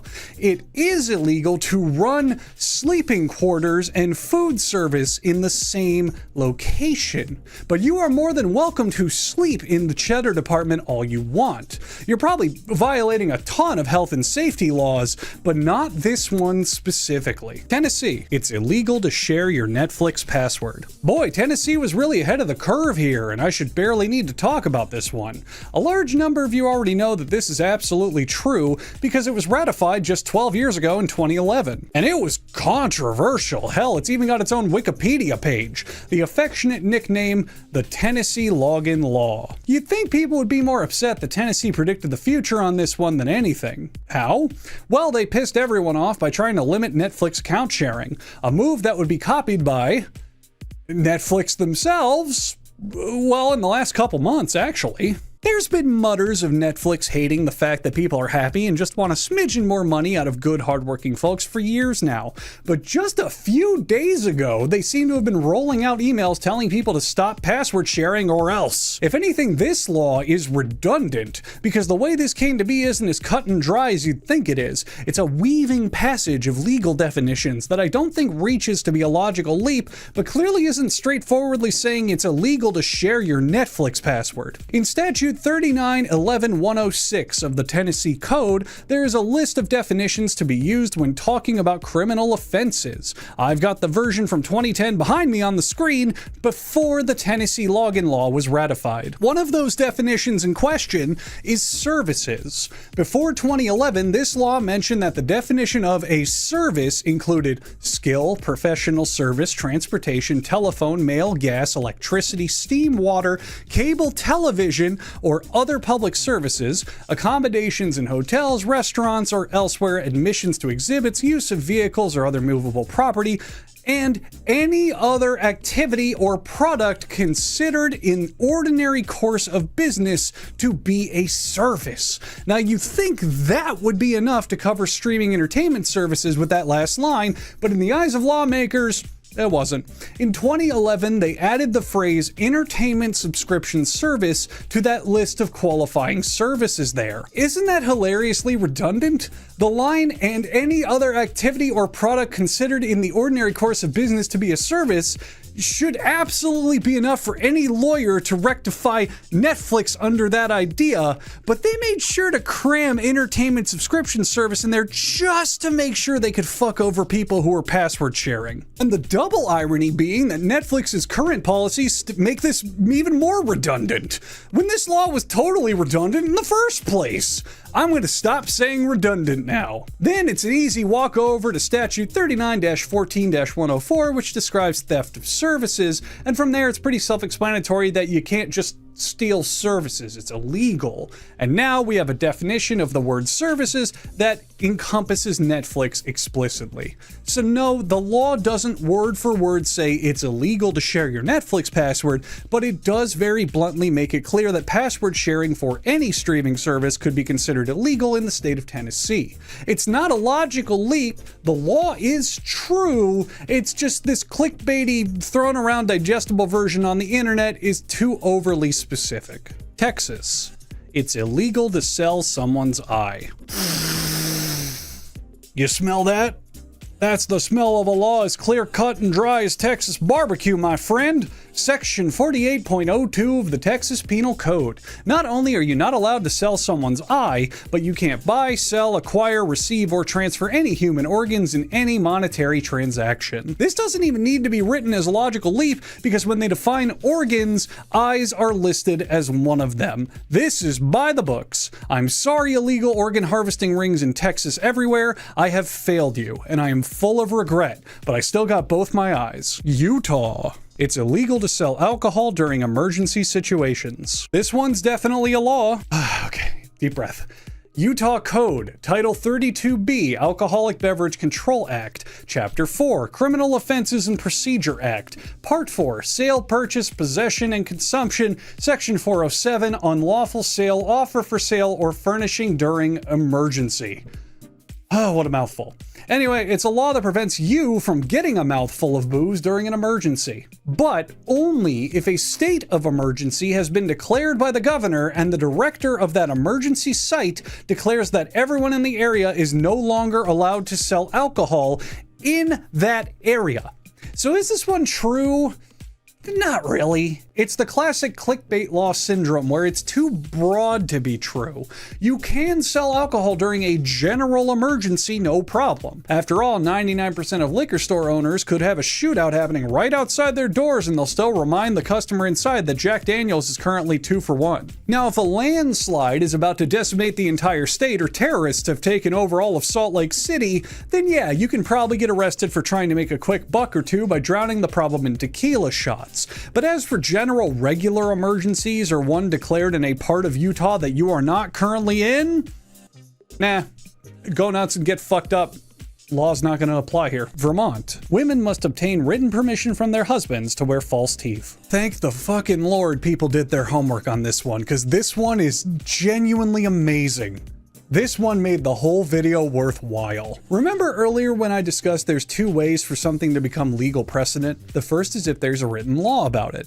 but the other is if a previous case brought up a legal ruling that could be applied to a new crime. In 1856, Vermont had the smackdown of the century with the case of Gilman v. Andrus. The whole case report's written in 1800s English, and literally no human being on the planet understands that language, so it's not even worth trying to decipher. But in summation, it ruled women cannot wear dentures without express written permission from their husbands. So technically speaking, if I lived in Vermont and wanted to sue my wife for not asking me if it was okay that she bought George Washington's replica teeth and crammed them in her mouth, I not only could do that within the extent of the law, I would have a reasonable argument to win the lawsuit. Because of that previous case, this legislation is now part of the Vermont common law, which means that while it is not officially on the books, it has weight and merit in deciding legal rulings today. And that means, via technicality, this is a law. Oh, yeah, baby. This one is a law. Now, it's definitely never been enforced, but it has not legally been overruled or repealed in any capacity in the last 167 years. It is only a matter of time before something happens that uses that one court case about the woman wearing dentures as part of its argument, and then we're all going to collectively have to pause and say, wait, women can't wear dentures without their husband's permission in Vermont? How the fuck is that still a thing? And realize it is. Common law is the law. This law has legal precedent. It's never been overturned, and if you are a woman in Vermont, you technically, legally need written permission from your husband to wear dentures. The end. Good luck, ladies of Burlington. May God help you on this one. Virginia. Children are not to go trick-or-treating on Halloween. Hey, I think this one's the most recent one on the list. This happened in like 2019. How scary is that? Ooh. Anyway, there's nothing to be scared of if you're in Virginia and you want to trick-or-treat on Halloween, because we're back to the old city ordinance, but not a state law trick. There's a handful of cities in Virginia that did add anti-trick-or-treating laws, such as cheapskate. Put it on the wall.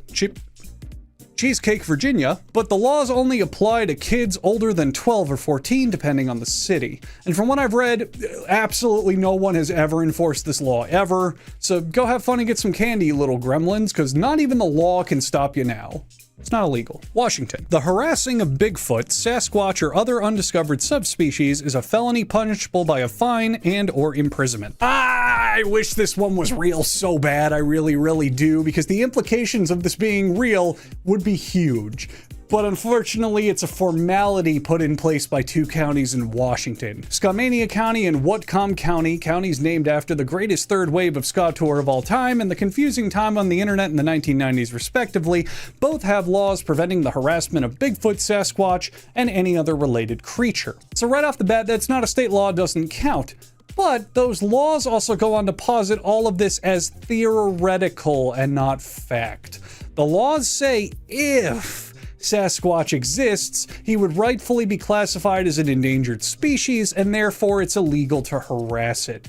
As excited as I was, they unfortunately don't say anything under the assumption that Swamp Ape is out there and ready to kill. All of this was done in response to the Sasquatch craze of the 1960s, thanks to the Patterson-Gimlin film. You know, this thing. This one right here. But by this point, I don't care. I got really excited that somewhere out there, a Washington politician saw Sasquatch and floored it to his office to draft up the quickest bill he could to protect him before it's too late. Oh well. At least there's still my cryptid dream of having sex with every alien species of the Federation like Commander Shepard did. I'm Commander Huggbees, and your ass is the finest one on the Citadel.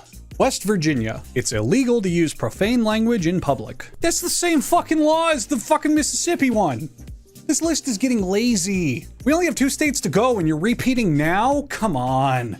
It's real. Statute 61-8-15 of the West Virginia Code. I'll give you credit for putting an actual real law, fine. But fuck it, I'm picking a new one from the internet because I'm tired of the same fucking thing over and over. Let's go with, okay, here's one I looked up. Here's one I paused and looked up in between takes. Here's one that's circulating the internet a lot. I did not make this up for the video. You can Google this if you don't believe me. You can legally have sex with an animal in West Virginia if the animal is under 40 pounds. You foolish, foolish people of the internet. That's not a real law. Come on, don't be ridiculous. Because you can legally have sex with any animal that you want in West Virginia, because West Virginia doesn't have anti-bestiality laws. There is no national law against bestiality in the United States. However, all but 2 of the states as of 2022 have laws to prevent its practice. The 2 that don't are New Mexico and West Virginia. In 2018, West Virginia did put forth a bill to outlaw bestiality. It would be Statute 61-8-32 entitled Bestiality Prohibited Penalties. Well, seeing as the 2022 West Virginia Code only goes up to Statute 6-8-31 before moving on to Chapter 61A, I'm going to assume that bill never passed. Congratulations, citizens of West Virginia. That donkey that sleeps in your bathtub is totally down to fuck, and you can absolutely be down to fuck it back. Wisconsin. It's illegal to serve butter substitutes in prison. Guys, can we stop with the obviously silly, stupid laws? Yeah, Wisconsin's known for their cheese and their dairy and all that. Yeah, okay, do you really think they would go as far as to outlaw margarine? Well, they did. That's the actual story behind this totally real law. Margarine was banned entirely in Wisconsin all the way back in 1895 as a way to protect their precious dairy industry. It stayed banned all the way until 1967, but a lot of the side effect laws kind of remained in there. Not only is it illegal to serve margarine to prisoners in Wisconsin, but it's also illegal to serve it to students and medical patients. And the only exception for that is if the institution superintendent, such as the warden or the doctor or the teacher, requires the substitution for margarine be made for the health of the person in question. Oh, and we can get even dumber. Restaurants in Wisconsin are not allowed to use margarine as a substitute for table butter unless the customer specifically orders it. But don't freak out too hard if you still want to skirt the line. The law allows lard, cream cheese, cheese food compounds, and any other dairy product exclusively made from cow's milk to operate unrestricted as long as the label clearly shows that it's not butter. Look it up yourself, it's all right there in the bylaws. Which one? Well, the margarine regulations, of course. And I'm not kidding. Chapter 97.18 of the Wisconsin Statutes and Annotations is the oleomargarine regulations. Now, oleomargarine is just the old-timey way from saying margarine. It's the same exact thing. You guys really don't fuck around with dairy, do you? You cheese curd eating fucks. And finally, Wyoming. The crown jewel of this series. Because Wyoming and I have such a loving, storied relationship. You can watch that blossom in the video I'm gonna go ahead and put in the description. I am always excited that we leave Wyoming for last. Wyoming. Any new buildings that cost over $100,000 must have 1% of funds spent on artwork for it. I sure hope this one's a law, because if people come to Wyoming to see your fancy new super building, you may as well trick them into staying a little bit with some fancy art, because you know for a fact they're gonna leave right afterwards. But more importantly, is this true? Can I get a drum roll, please? Put a drum roll here for dramatic effect. Everyone's gonna get excited. It is! Wyoming Statute 16-6-802. Any building that costs over $100,000 must spend at least 1% of its budget on artwork for it. There it is, plain as day. Congratulations, Wyoming. You did it, son. I'm proud of you. I think I'll do absolutely nothing about it and finish up my video now. But you can remember that you did something, or whatever. I don't really care. And so we've reached the end of a video that was way longer than I thought it would be. I probably made a mistake here or there because the law is really tricky and it's really difficult to reliably find laws that might still exist somewhere in the weaving paths of justice, especially when your only real resource is the internet. People don't tend to publish these things for some reason. Although a law may not be on the books anymore, there could be a rogue court case out there that makes it a law. Or it could have never been a law to begin with, but legal precedent has made justice decisions sway in its favor regardless. But all of this ties into my point with this video. All of it. The reason this video is so long on such a simple concept of let's fact check some silly laws from each state. Why I had to do so much legal explaining on how these laws become laws and what it means legally. The reason I had to consult my lawyer friend and his even more powerful lawyer father for clarification on a good handful of these. My overall message with this video is that nobody researches a goddamn thing. Nobody does their homework. No one on the internet ever does the legwork beyond consumption and viral spread. Nobody questions what they read. Half of these laws from my research are not real. Half. Some of them are debatable, and others are laws but not state laws, but a good portion of them very obviously never happened. But how many people spread these trivia facts daily thinking they're real? There's a good excuse to back even the most ridiculous ones up every time. Oh, that's not a law that's ever enforced. Or, yeah, that was a law, but they repealed it. But back in the 1800s, that was totally illegal. That's just not the case for a lot of these. And my frustration lies in the question.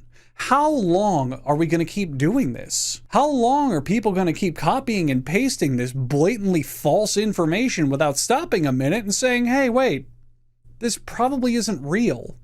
Maybe I should double check this first. How long until these sources completely disappear from the internet?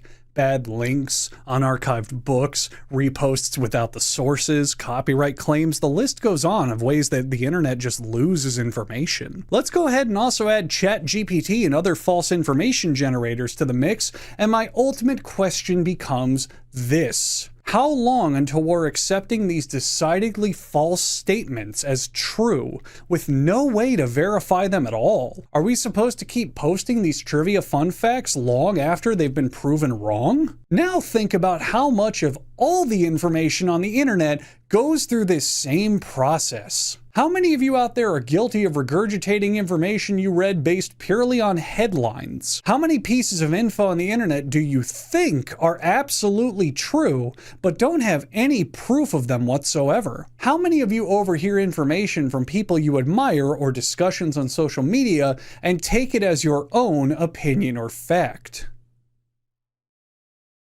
How many of you watch my videos and believe absolutely everything I say? Moves them to a cleaning system, which is a cage filled with starving refugees who lick the beans clean of any dirt and debris.